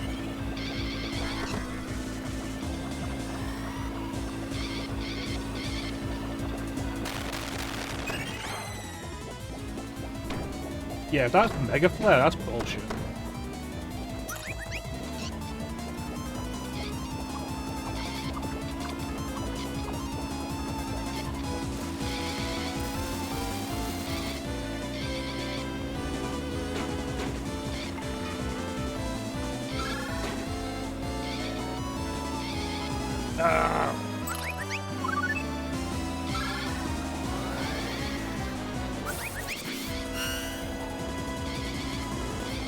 Come on. Never let Bahamut defeat me before, and I ain't gonna let him do it now. I don't know what happened there, but something stopped everybody else from pressing me.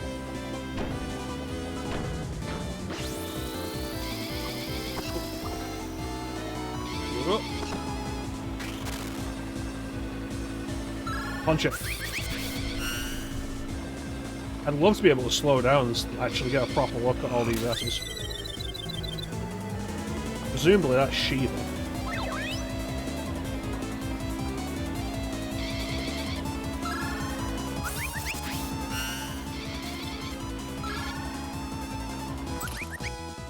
Oh, my headphones are disconnected.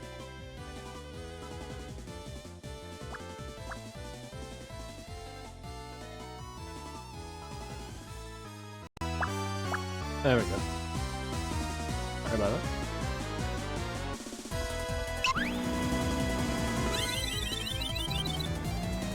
Seriously, Unicorn really looks like a My Little Pony.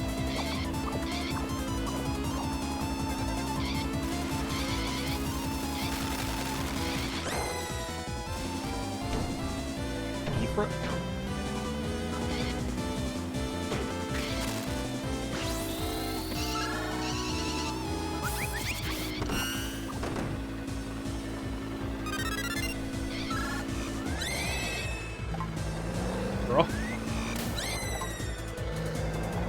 That.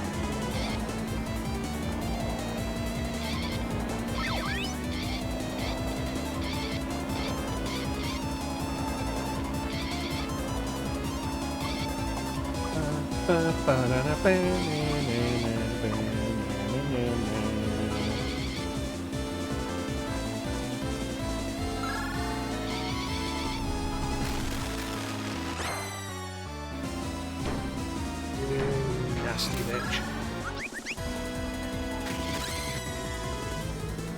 Oh, he's got Ultima as well.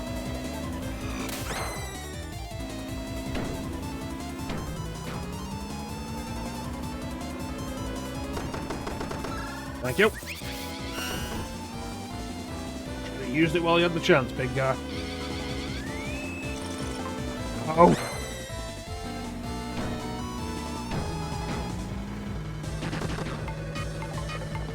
Dead. Faster.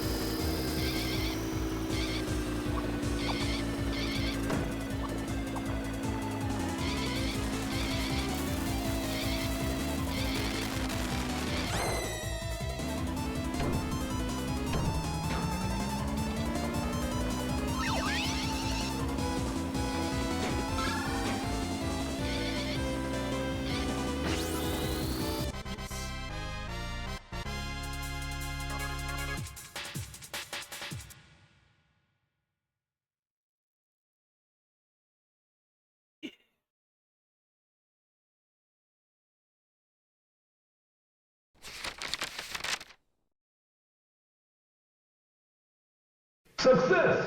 Yeah. Presumably to stop people from using Ultima all the goddamn time.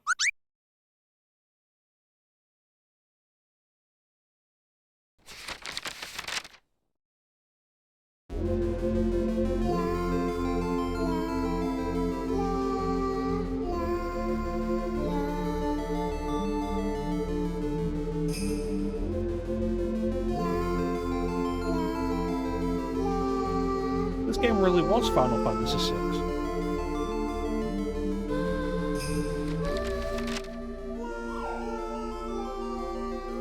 Shut up, Mog.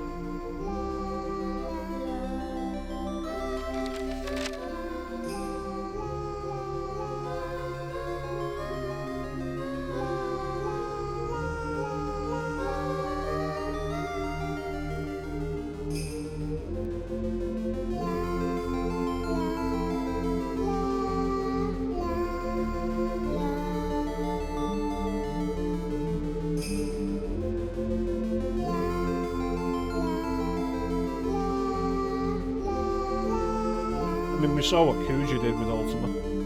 Probably a good idea.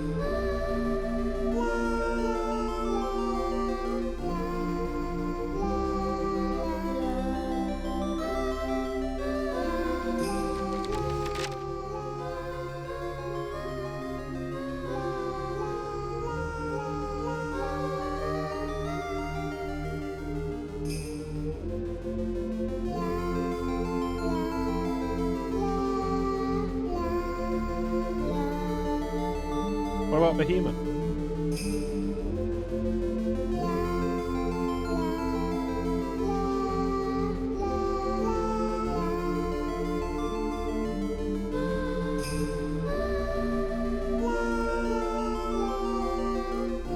I don't know, that feels like a bad idea.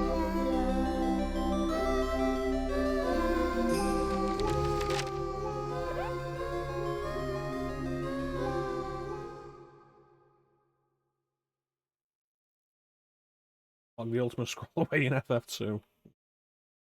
I don't want to go through FF2 to find it.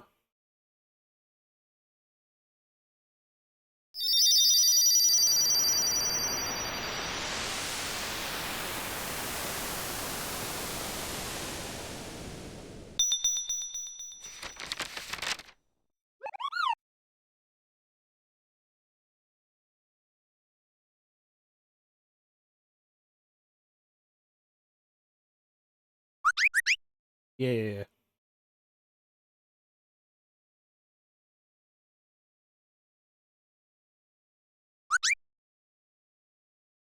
Maybe you should have, like, taken the Ultima Stones, though.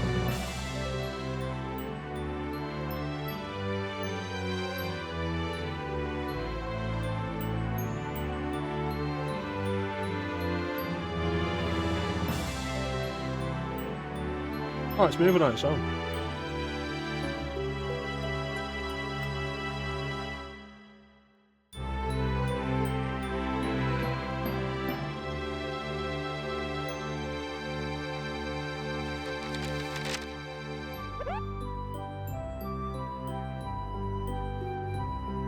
Wouldn't reappear until soon. I hate Ultima basically every time it appears.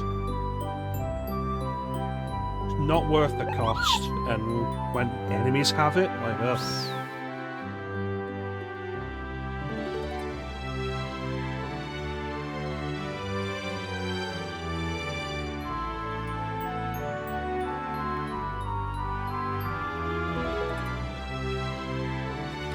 I like this rendition of the Chocobo theme, though.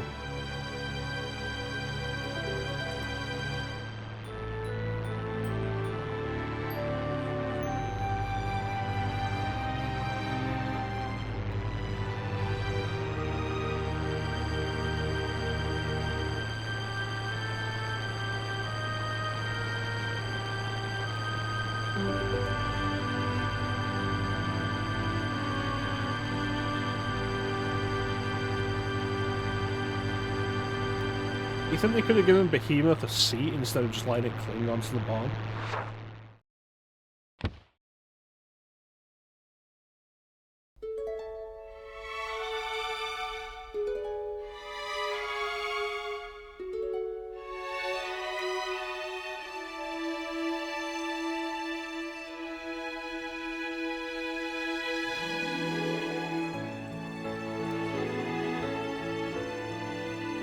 You know, that was pretty enjoyable.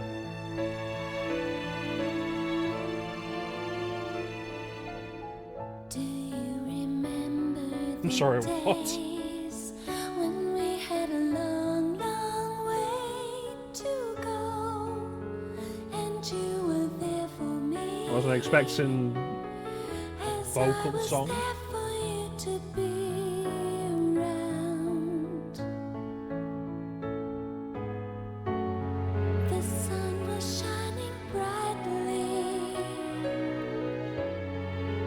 down on us so gently that we thought we could go on for as long and as far as we pleased.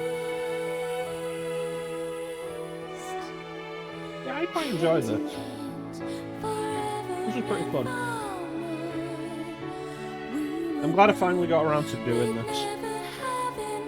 Never gotten into this game before, and now, like, yeah, I enjoyed this. It was fun to play.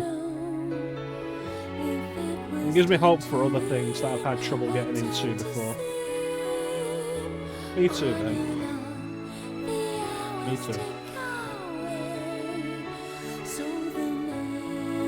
Yeah, it gives me hope for other games that I haven't got into before doing them on stream. And Bloodborne. Maybe we'll finally get into Bloodborne on stream. Who knows? Anything can happen.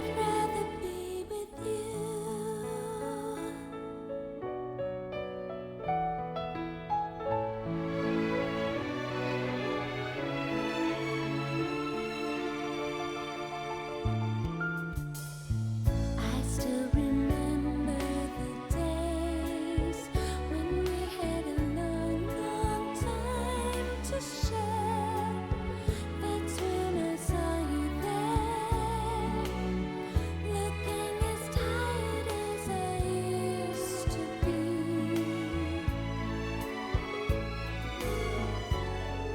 Hello, I said unsure. It's kind of weird that there were more Chocobo Mystery Dungeon games than there were Chocobo Racing games. Soon we knew we would go on together on a journey to our dreams. Hand in hand, forever and for more.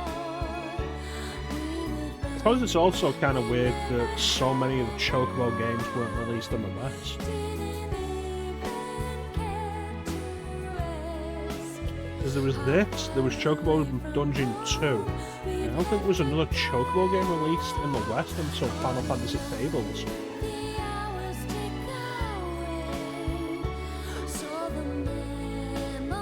Did this not sell well?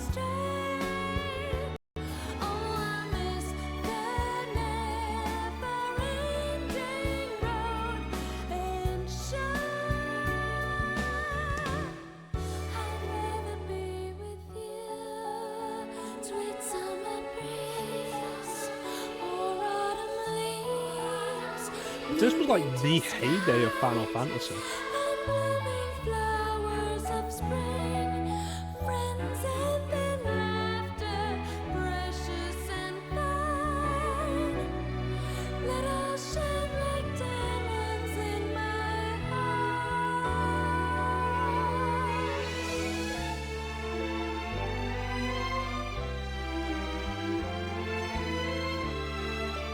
He didn't.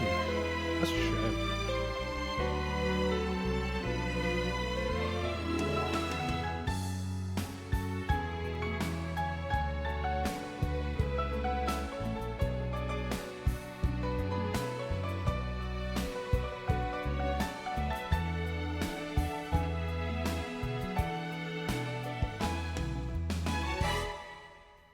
I feel like you can't really judge how well something's sold by the price of it nowadays. So much is overpriced.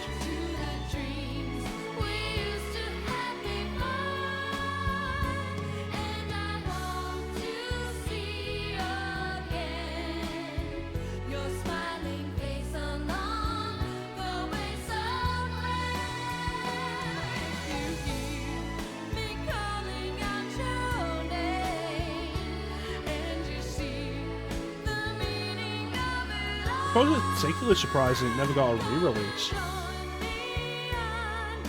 It's not on PSN. There's a PS1 Classic. Even with the PS3, as far as I'm aware.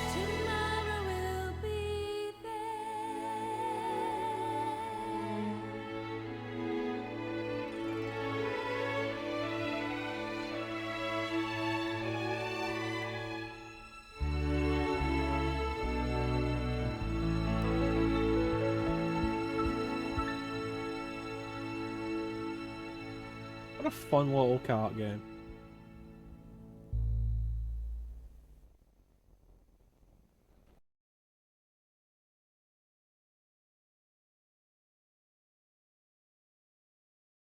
Did I get anything for doing story mode? This time your score was...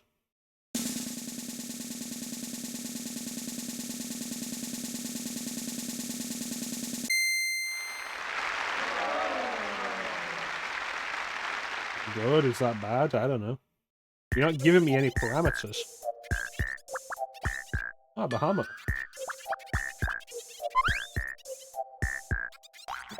Multiple chocobos.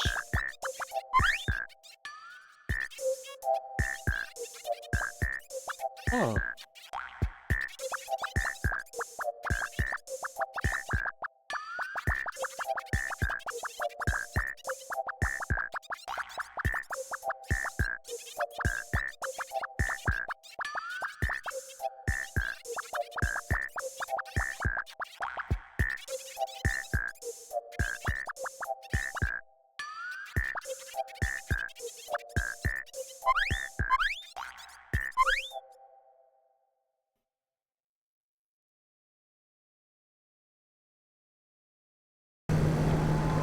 The mountain chocobo.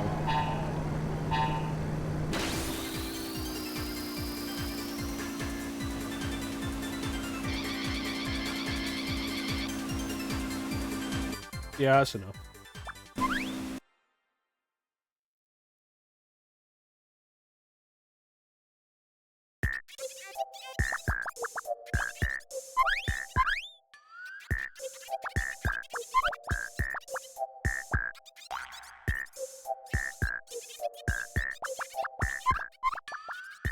Oh no.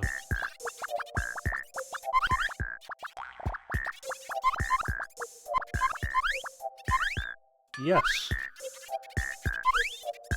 Why not?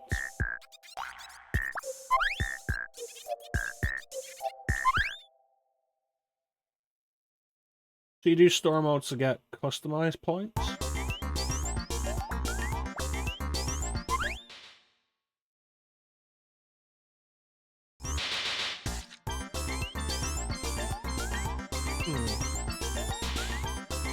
So I know there are other characters, so let's take a look real quick to see how we unlock them.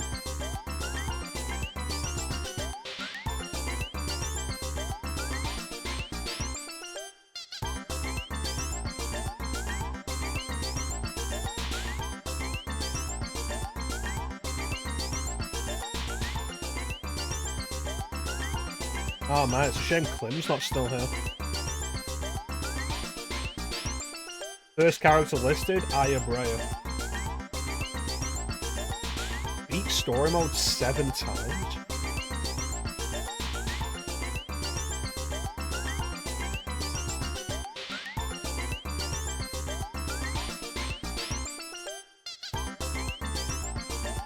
I don't like that. Unlock all these characters by just beating story mode over and over again? I don't like that.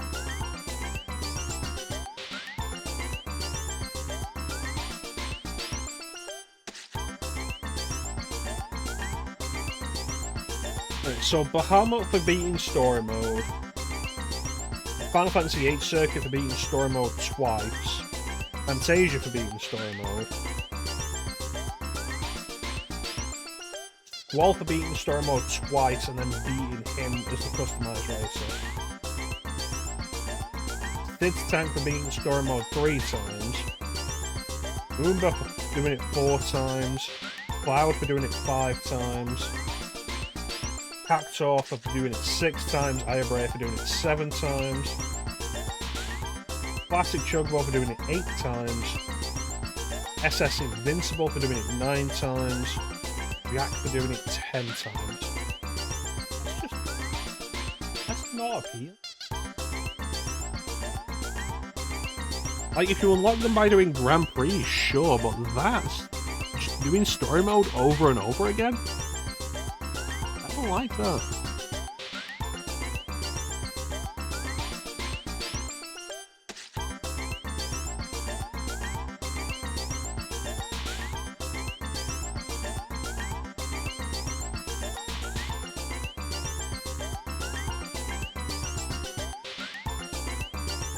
How bad are you?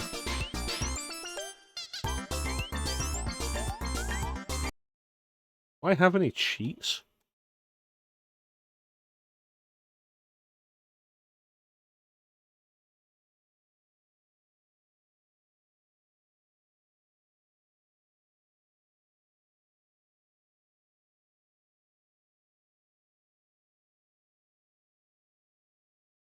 Take a look at them, at least.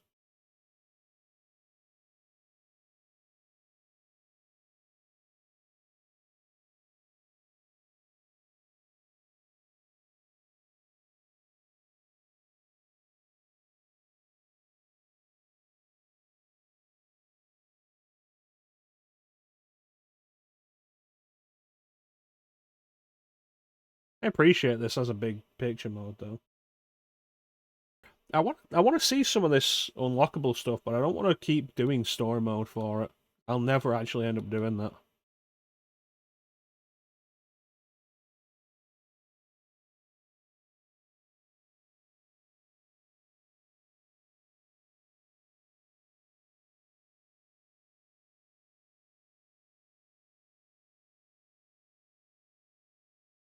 Here we go. All characters and tracks. Designs for the extra characters are disappointing. I can believe that.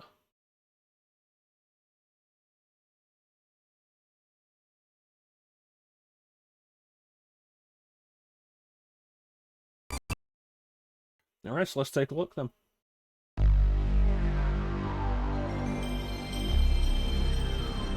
I didn't notice that nothing was changing on the stream while I was going through all the menu stuff. It's just a police car? That's disappointing.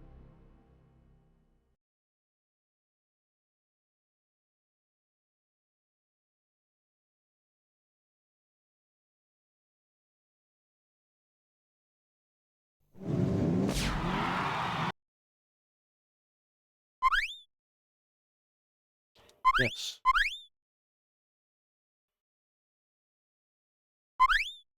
Alright, so let's take a look at them.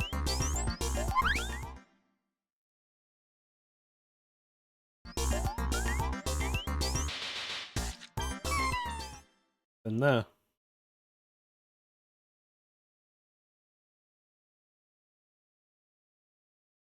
Table cheat.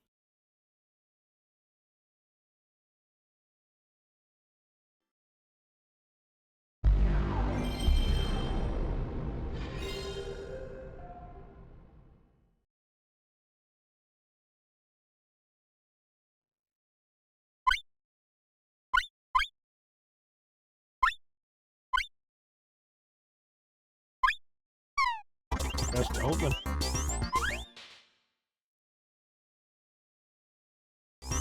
There we go.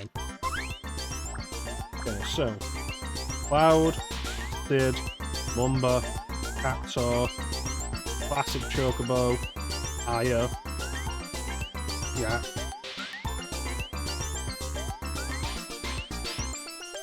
Invincible.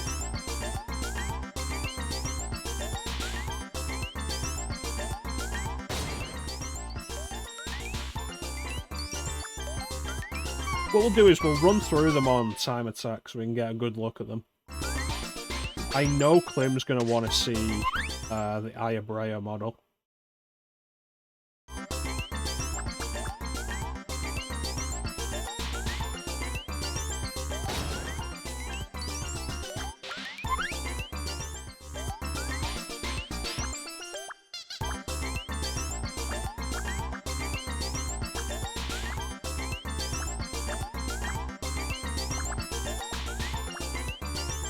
I'm surprised the only extra track is Final Fantasy VIII.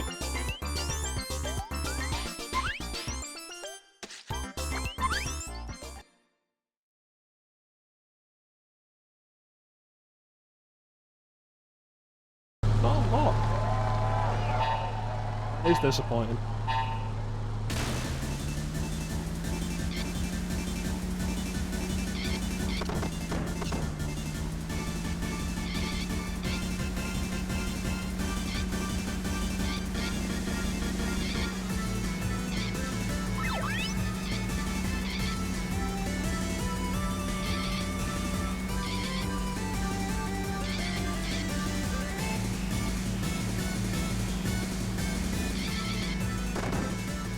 Like, honestly, really kind of out of nowhere that they'd have Ayabrea as a character, but that she's just a police car is super disappointing.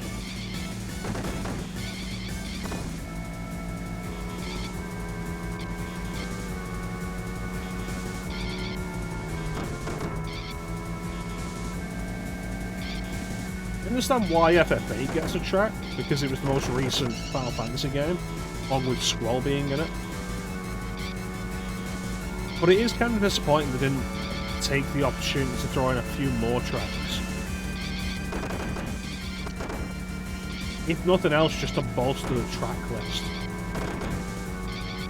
Maybe I've been spoiled by Mario Kart. Like, since the original Mario Kart, which had like, what was it, 4 cups, 5 races, 5 tracks per cup. So that's 20 tracks in the first one. Then they pared it down in all the others, 4 cups, 4 purse, 16 tracks.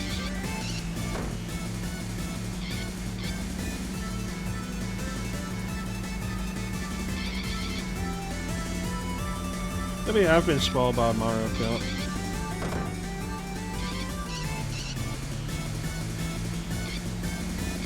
Even Crash Team Racing though had like at least 16 tracks though.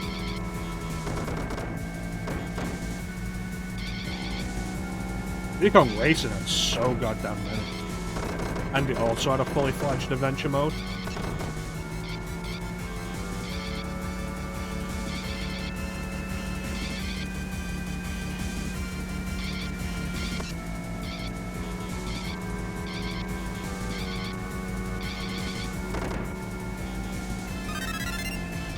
There's also the thing of like everywhere you could have picked for a racetrack in FF8, Delhi City, really? I would have expected like maybe Balam Garden. Or if you just had Balam, you could have a track that goes from Balam Garden into Balam and back again.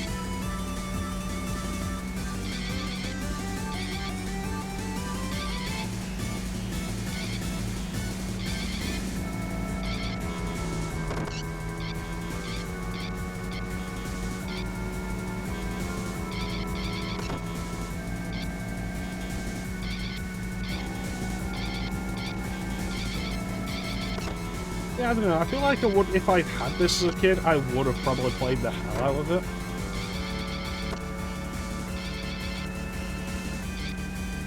And it's pretty fun to go through story mode and experience it, and it's really charming and everything.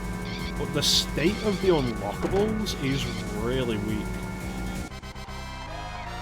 In fact, you have to do story mode multiple times to get unlockables. It's just kind of lame.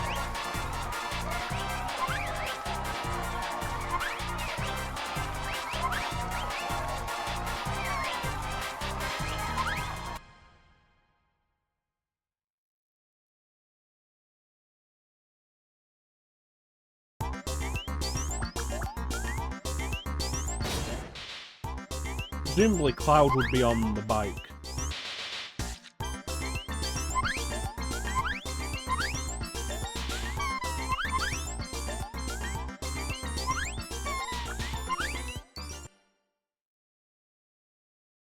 He said all of them are disappointing. Yeah, that's not bad.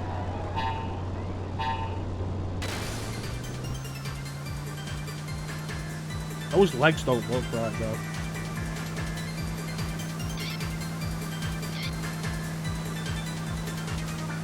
And it looks like Cloud's just riding it with his legs sliding along the ground.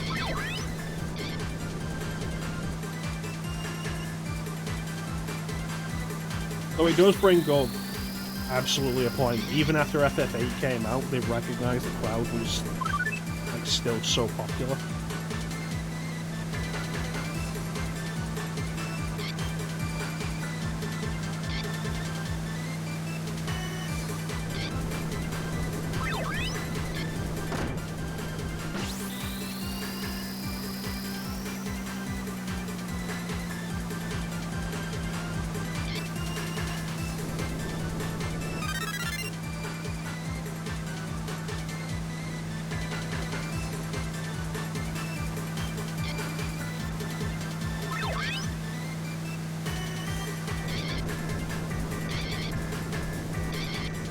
Guys was weird though.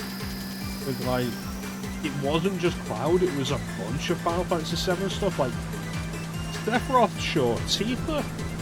Okay. I can understand Tifa being in there if you wanted to bolster the roster as well. But, you know, the fact that Zack was in it was always the craziest thing to me. Yeah, Final Fantasy Tactics makes sense, but Tactics was also 97. And then when War of the Lions came out, they did the same thing, but replaced him with Balthier.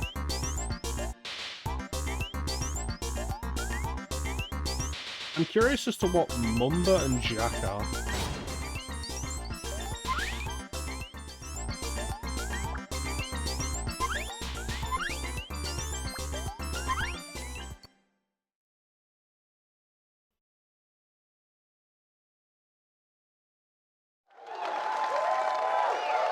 Oh. More FF8 representation.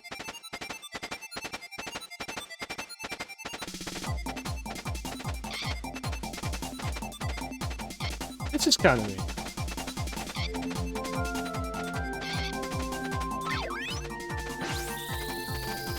But if you hadn't beaten FF8, or like you hadn't played FF8 enough to recognise this, this would be such a lame unlockable.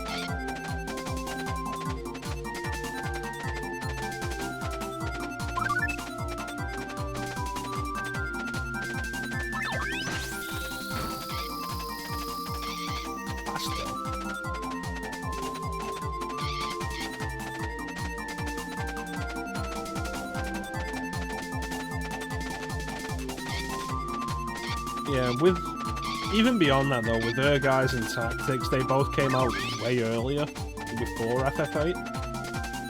So it made sense that if we were going to get Final Fantasy protagonists in there, it would be the one from the most recent game. This having Squall and Cloud, I think is like the big show that Square knew Cloud was still popular.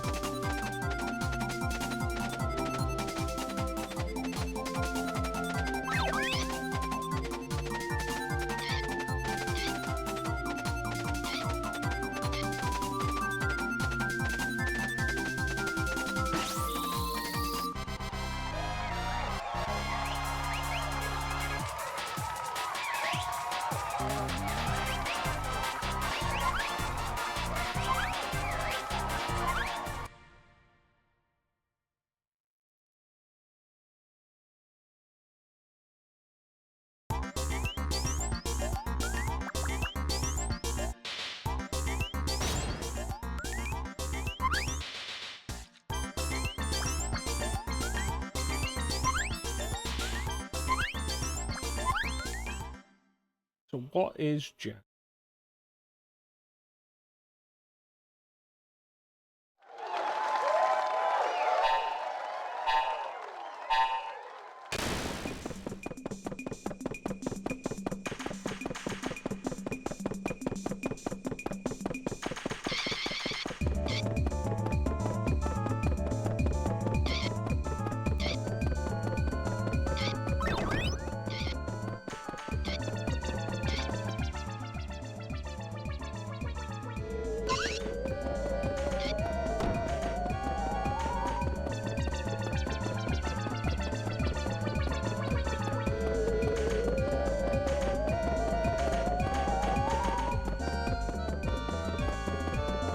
you have any ideas, Ben?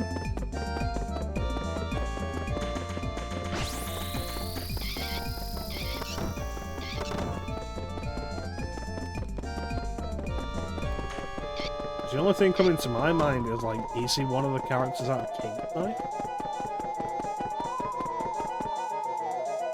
Also, why is he so bad going uphill?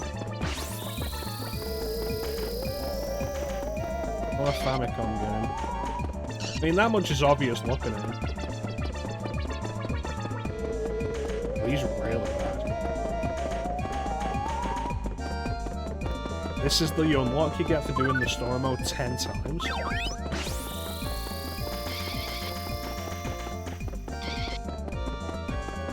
3D Battles with World Runner? I've never heard of that.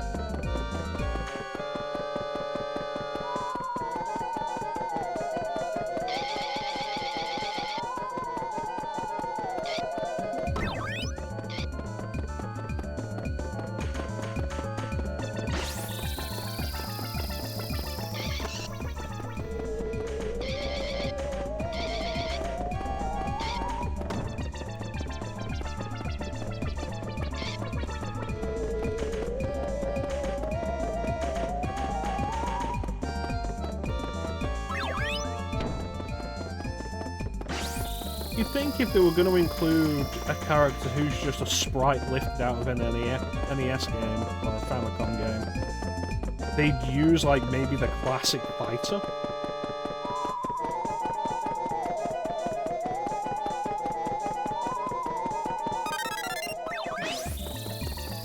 Also, the whole thing of, all of the hidden characters just being on Squall feels kind of lazy.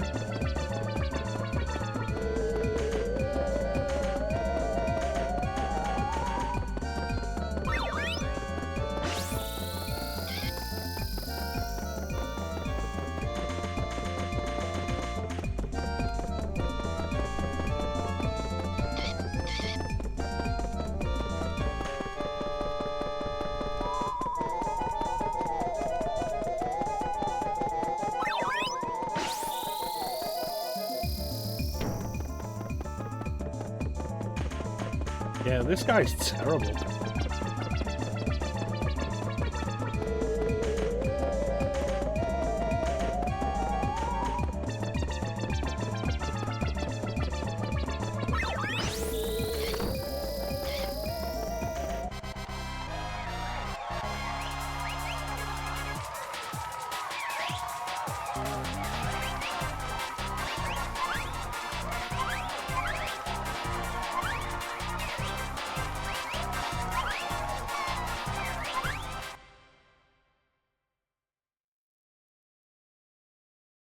Being the reward for finishing story mode 10 times, would not be happy about it. What else do we have to check out?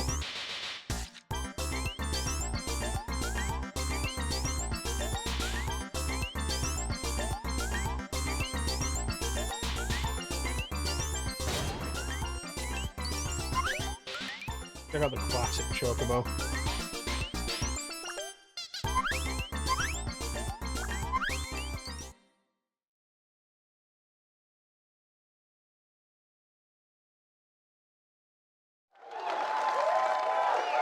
Oh, okay.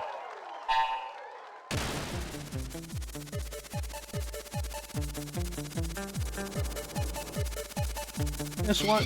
Why not have these as bonus designs for, like, all the characters that have NES sprites? Although in this case, I suppose this is a Famicom sprite because Chocobo didn't appear in FF1.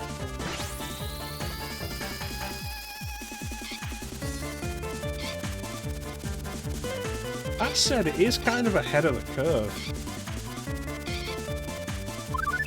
Because this is the kind of thing that wouldn't become common in games for like another 10 years, maybe. Just bringing in the original sprites to function as additional characters, as bonuses.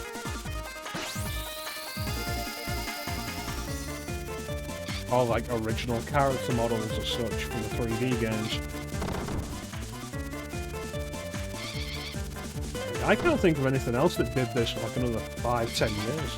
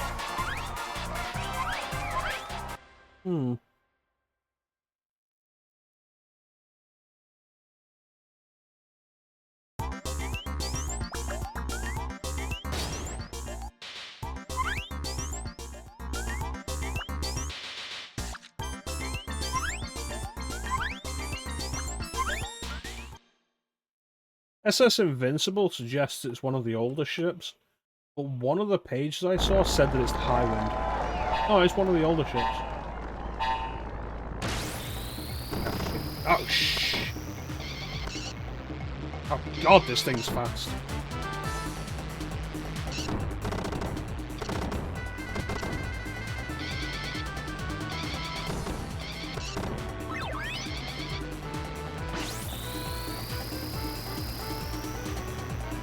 Yeah, this would be the FF3 version, wouldn't it?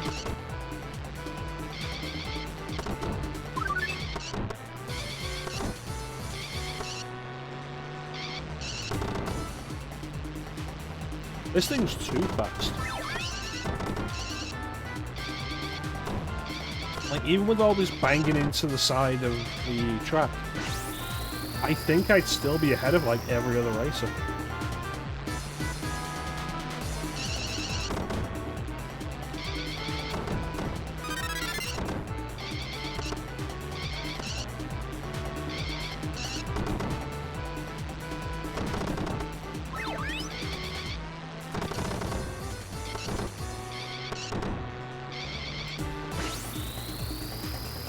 I don't think Dash is actually doing anything.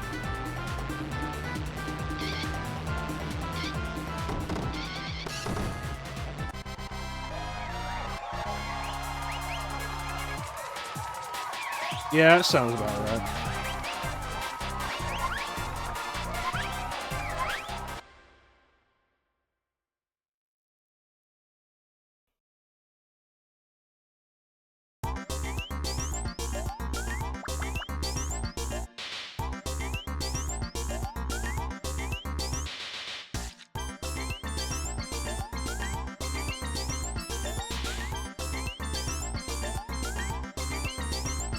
I guess the last one left to check out is Squall.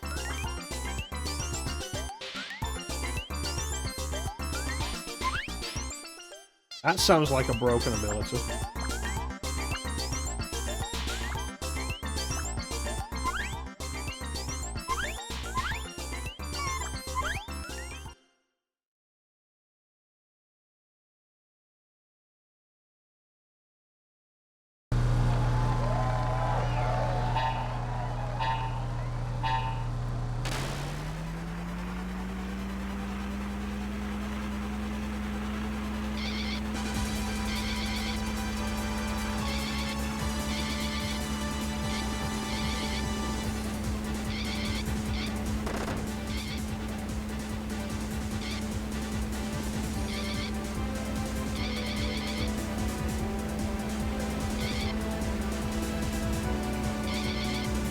Don't bother with Cactuar. I'll take your word for that. Painfully slow. I would have thought it'd be really fast.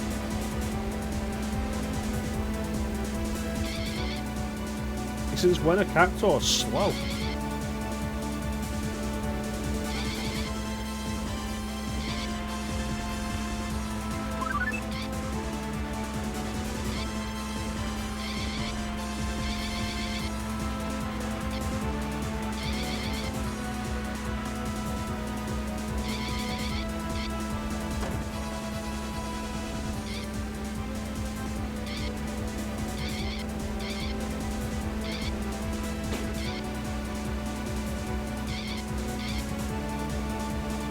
So, this says speed up until you're in first place. If I use this in a time trial with nobody else, like, what's it gonna do?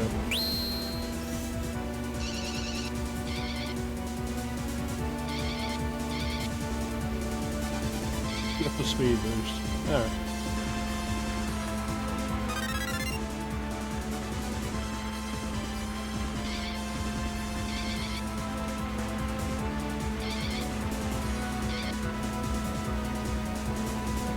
Yeah, I wouldn't be able to think of like what else you could think of to be Squall's vehicle in this. Like with Cloud, it's easy the bike, sure. With Squall, like, unless he was riding like a mini Ragnarok.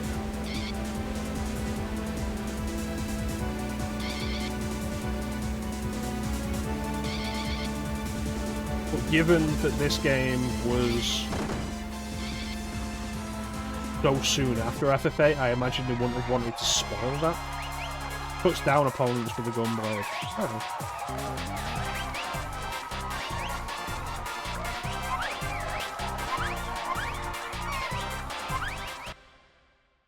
Alright.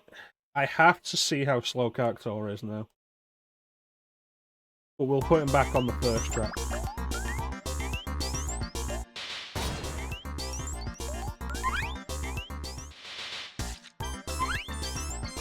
Because it's the shortest track. Let's see how this goes. Yeah, I would have thought Cactuar would be like one of the faster ones.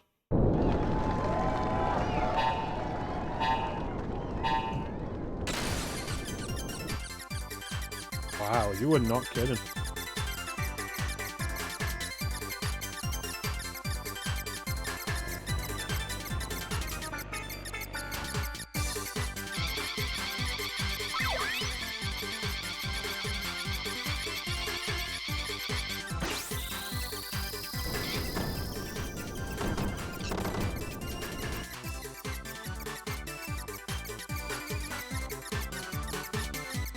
How could you even win with this?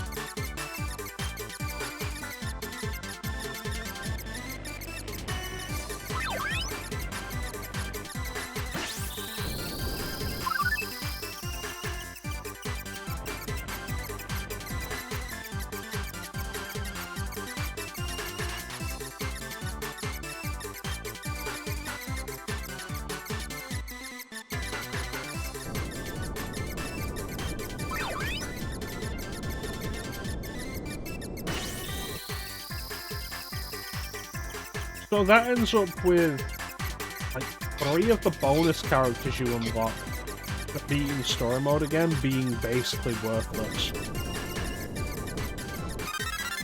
Because Jack's too slow, Cactuar's too slow, and the Invincible is too fast. It's like, yeah, you'd probably still very easily win with the Invincible, but would you ever want to use that in multiplayer?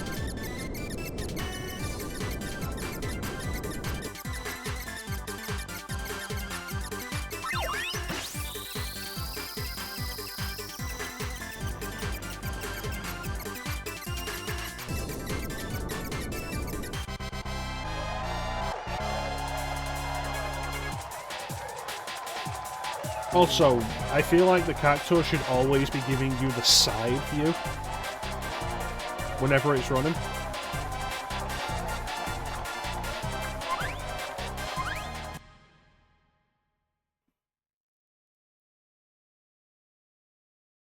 Yeah, I didn't want to quit out.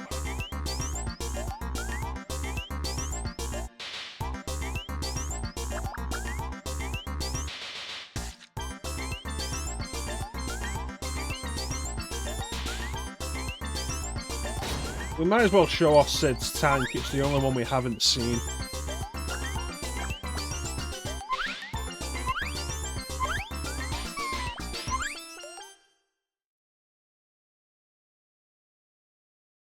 There's everything else we saw in story mode. We raced against it.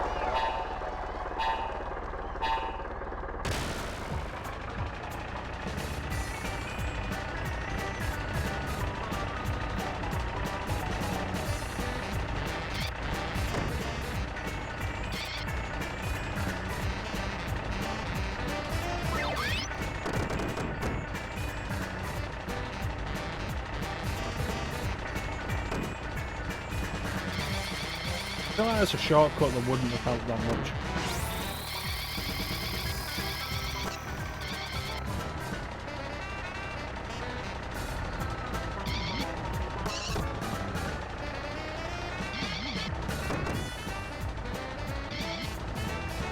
Is this actually Fat Chocobo's theme?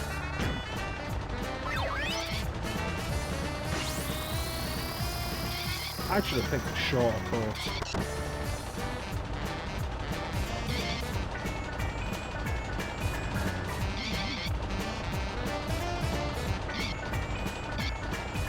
Yeah.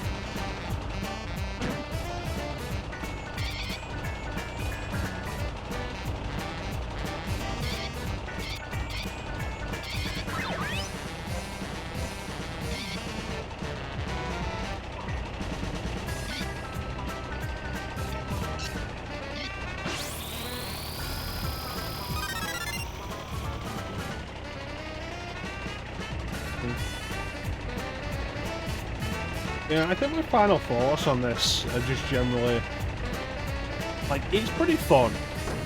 It's pretty fun for what it is. But there's not a whole lot here.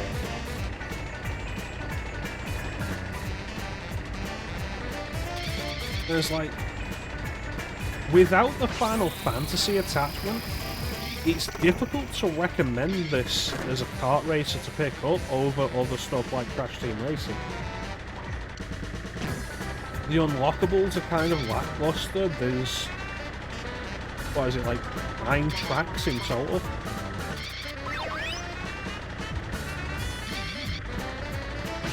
Some of the characters are just outright unusable.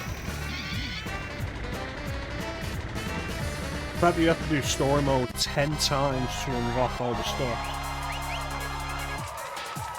I feel like you'd just be getting more value if you picked up Crash Team Racing.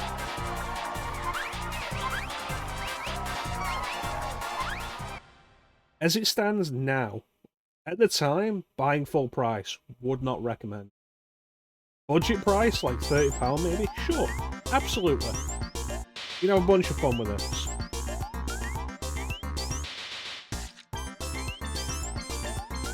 If this was available on PSN for like £8–10, absolutely I'd say pick this up.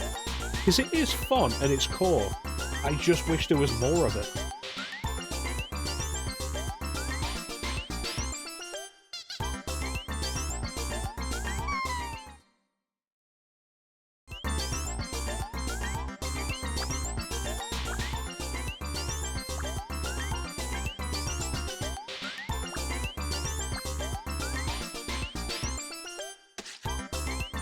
Yeah, I think that's really just the only real disappointment I have with this.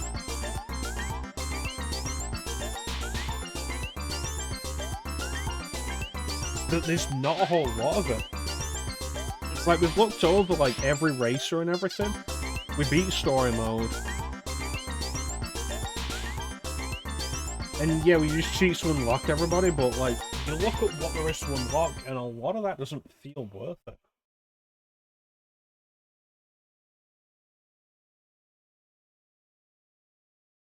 What you get at the beginning feels like really eat out of what's available. It's a real shame. It's a shame they never did a sequel to this that just had more. Because what's here is a solid ground. Quite entertaining. And I did quite enjoy it. I am glad I finally got around to actually getting into this. I've been saying for a long time, never really enjoyed it. But sitting down doing it for the stream really helped.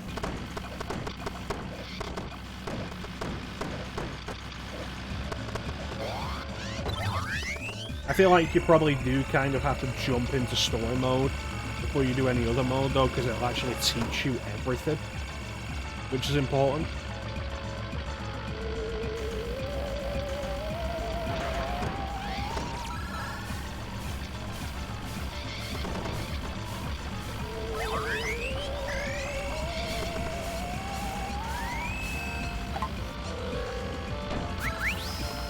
It is absolutely a shame there was nothing after this until Chocobo GP.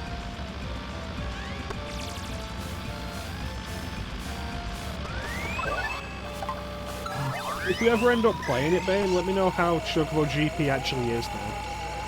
Because I could be interested in playing it, and picking it up and playing it. Especially now all the microtransactions are apparently gone. Apparently.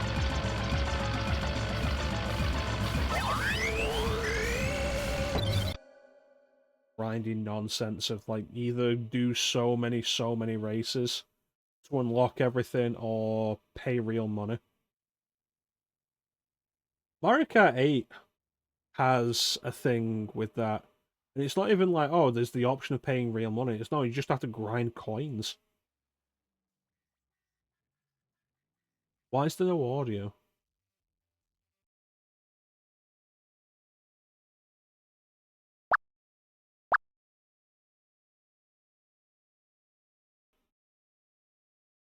It was ultimately what put me off Crash Team Racing Nitro Fueled. From the minute the previews came out and they were talking about how you amass like coins or whatever to unlock stuff, I was like, this sounds like something that they're going to put microtransactions into. And then they did, like a month after launch. And I was like, well, there it is.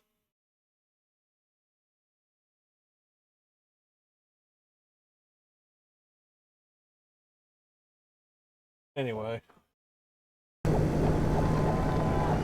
That's going to do it for us for today. Like I say, Sunday will be the beginning of the final month of the year of PlayStation. Did Diddy Kong Racing deserve a sequel? Yes, I would say so. There was a sequel in the works, but as far as I'm aware, that got canned. With basically everything that Rare was doing when Microsoft bought them.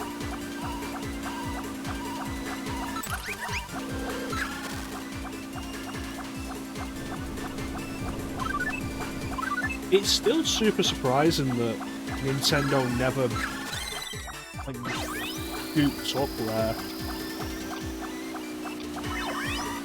and that they were open enough for Microsoft to just come in and buy them out.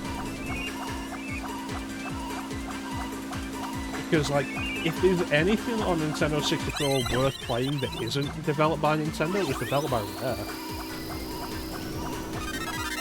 Yeah, there was Donkey Kong Racing in the works, and that got cancelled. I think the closest thing we did end up getting to Diddy Kong Racing sequel was Banjo Pilot on Game Boy Advance. I think that took some of the original ideas for Donkey Kong Racing. But, like, it's obviously not the same thing, though. Why this is just silent?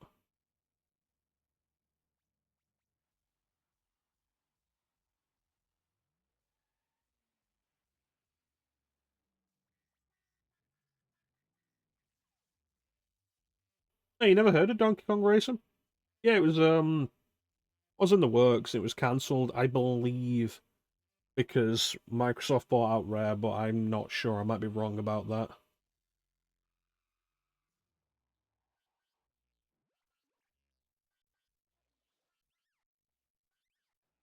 Hmm. Yeah, I'd say Diddy Kong Racing deserved a sequel.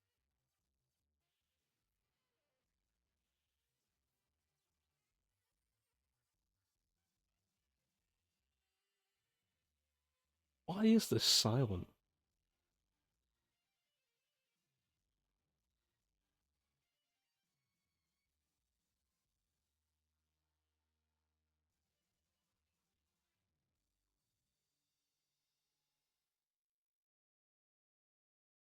Mm.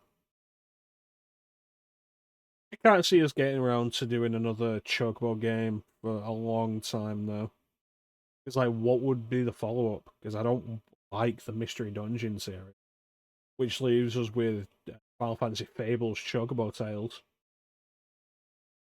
which is a DS game that, if I recall correctly, has enough of a focus on touchscreen usage that I wouldn't want to do it on anything other than a DS.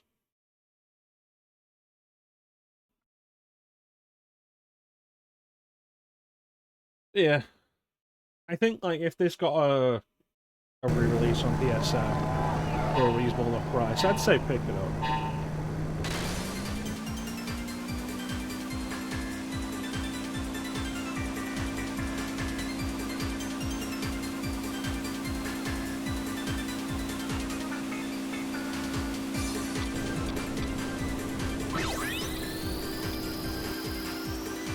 As it is though, like full retail price, wouldn't recommend. The Alpha Retro prices, absolutely not.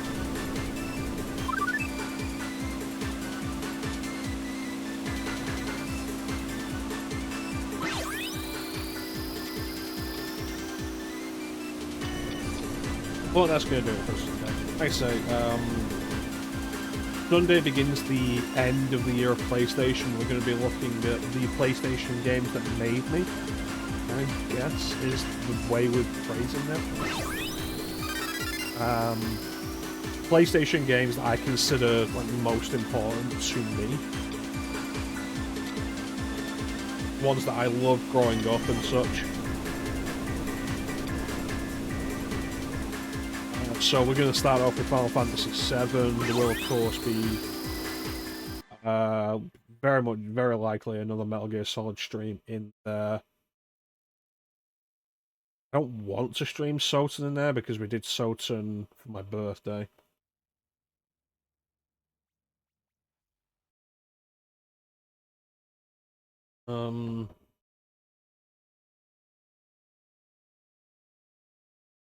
Probably at least a one-off on a few things that I don't want to do full playthroughs of yet, like Tomb Raider, Soul Reaver.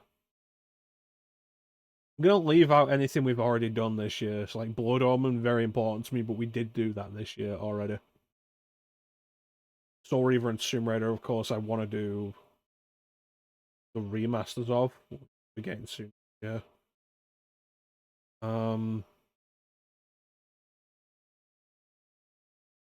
Final Fantasy 7, maybe 8. I don't know if we'd have enough time. Maybe 8. Boy Boy would probably feature in there. Like, the stuff that was quite important.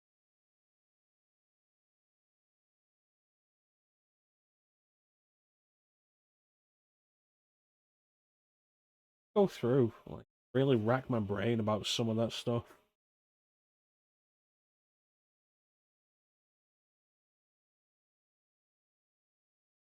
It was one game. I feel like this is just...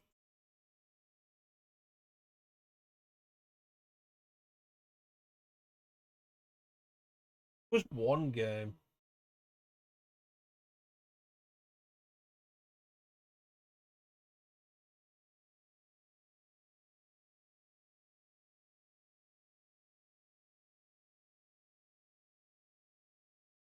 Which I had, which always kind of intrigued.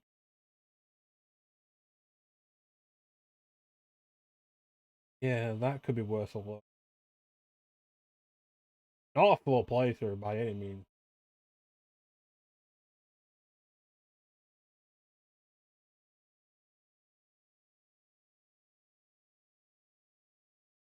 All that weird shit that we saw and played as kids. Which would end up including at least the full stream of Kingsfield that I have intended for a little while. Yeah.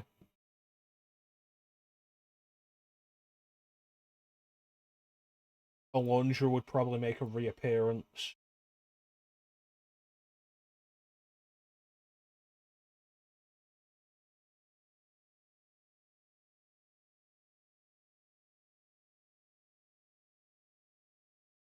The demo for Broken Sword 2.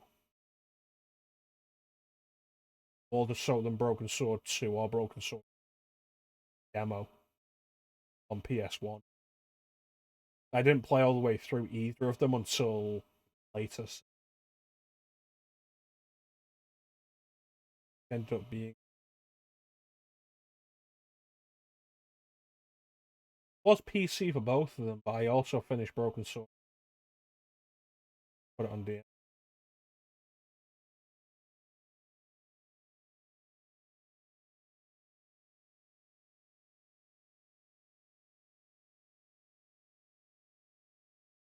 Who was there, but we are.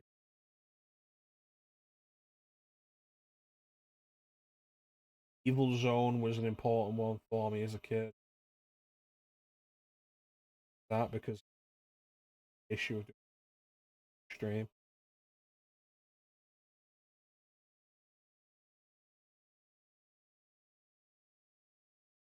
The Grinch was, but it's also not a good game.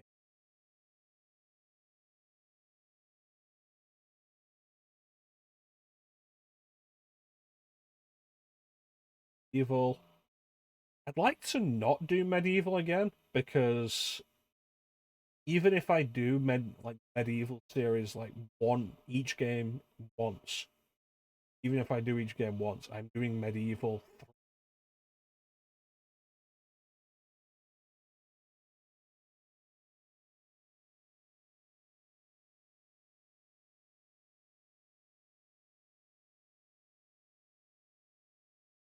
Yeah, I feel like Resident Evil, like the original Resident Evil, was probably the most influential to me as a kid.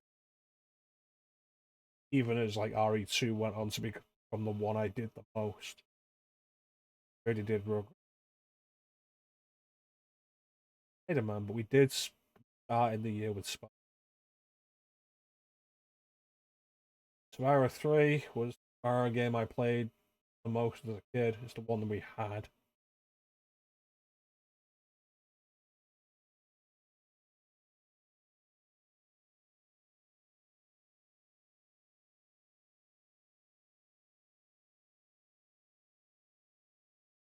Tenchu, particularly Tenchu. Toy Story 2, Tomba 2, Tony Hawk's Pro Skater 2.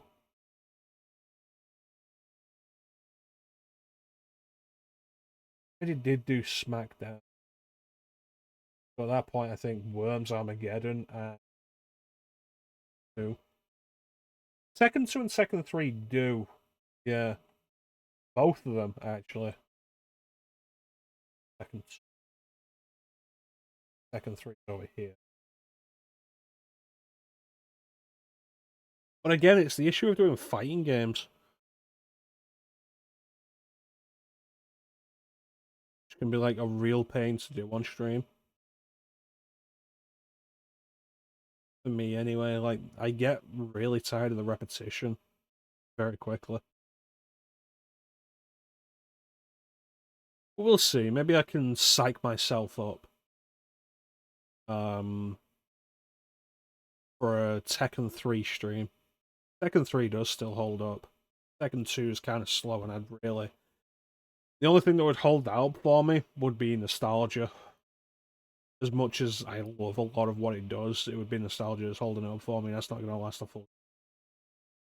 Tony Hawk's Pro Skater. Tony Hawk's Pro Skater over here was called Tony Hawk's Skateboard. Apparently, the reason for that was they were afraid that people in Europe, or the UK maybe specifically, would mistake it for ice skating. So they specifically called it skateboarding. But then with Pro Skater 2, they just started calling them Pro Skater. We could probably do a full stream of Tony Hawk Pro Skater 2, though. That is the one I had as a kid. It was that. Pro Skater 4, I had the PlayStation version of Pro Skater 4, and then it was Underground. So yeah, still a bunch of stuff to come in the final month of the year of PlayStation. I say the PlayStation games that made me, yes, ones that were important to me as a kid. which does include two.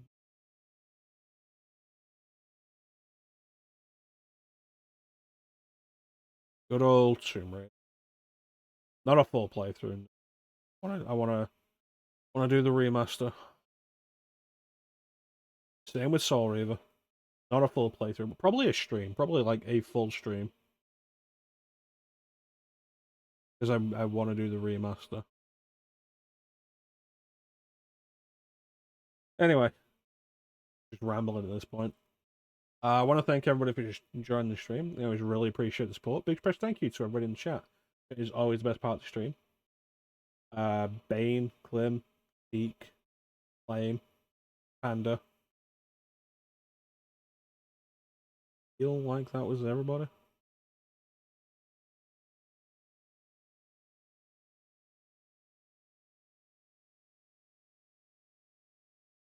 Oh, Teak wasn't here today.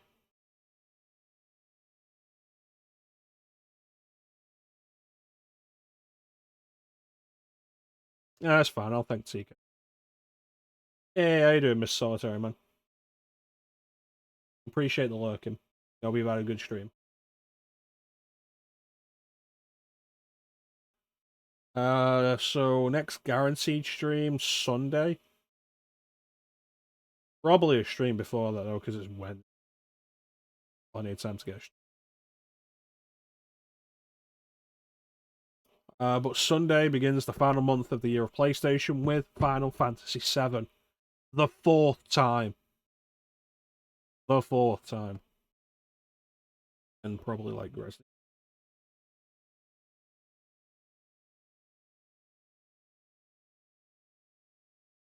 If I don't tell Ali that I'm streaming RE1, she will not be happy.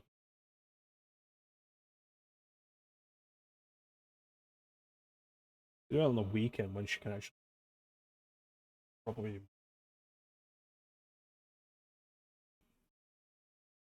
Yeah, I'm doing okay. Doing okay, thank you, Mr. Solitaire, man. Oh, anything else to say except thank you all for watching. Oh, one thing worth noting, just because we haven't gotten to a bunch of stuff this year that we were considering and had interest in, like 40 Winks. I was interested in doing 40 Winks. Ape Escape I was interested in. Baroque I was quite interested in. Like, just because we've not gotten to any of that does not mean we will not get to any in the future. We're not going to just not do PlayStation games ever again after this year. But we are going to take a break from them. Absolutely. Next year, 0 replays. No streams of games that we've already streamed. But, with all that, nothing else to say except thank you all for watching. Have yourselves a fantastic time of day. We'll catch you next time, guys. Bye.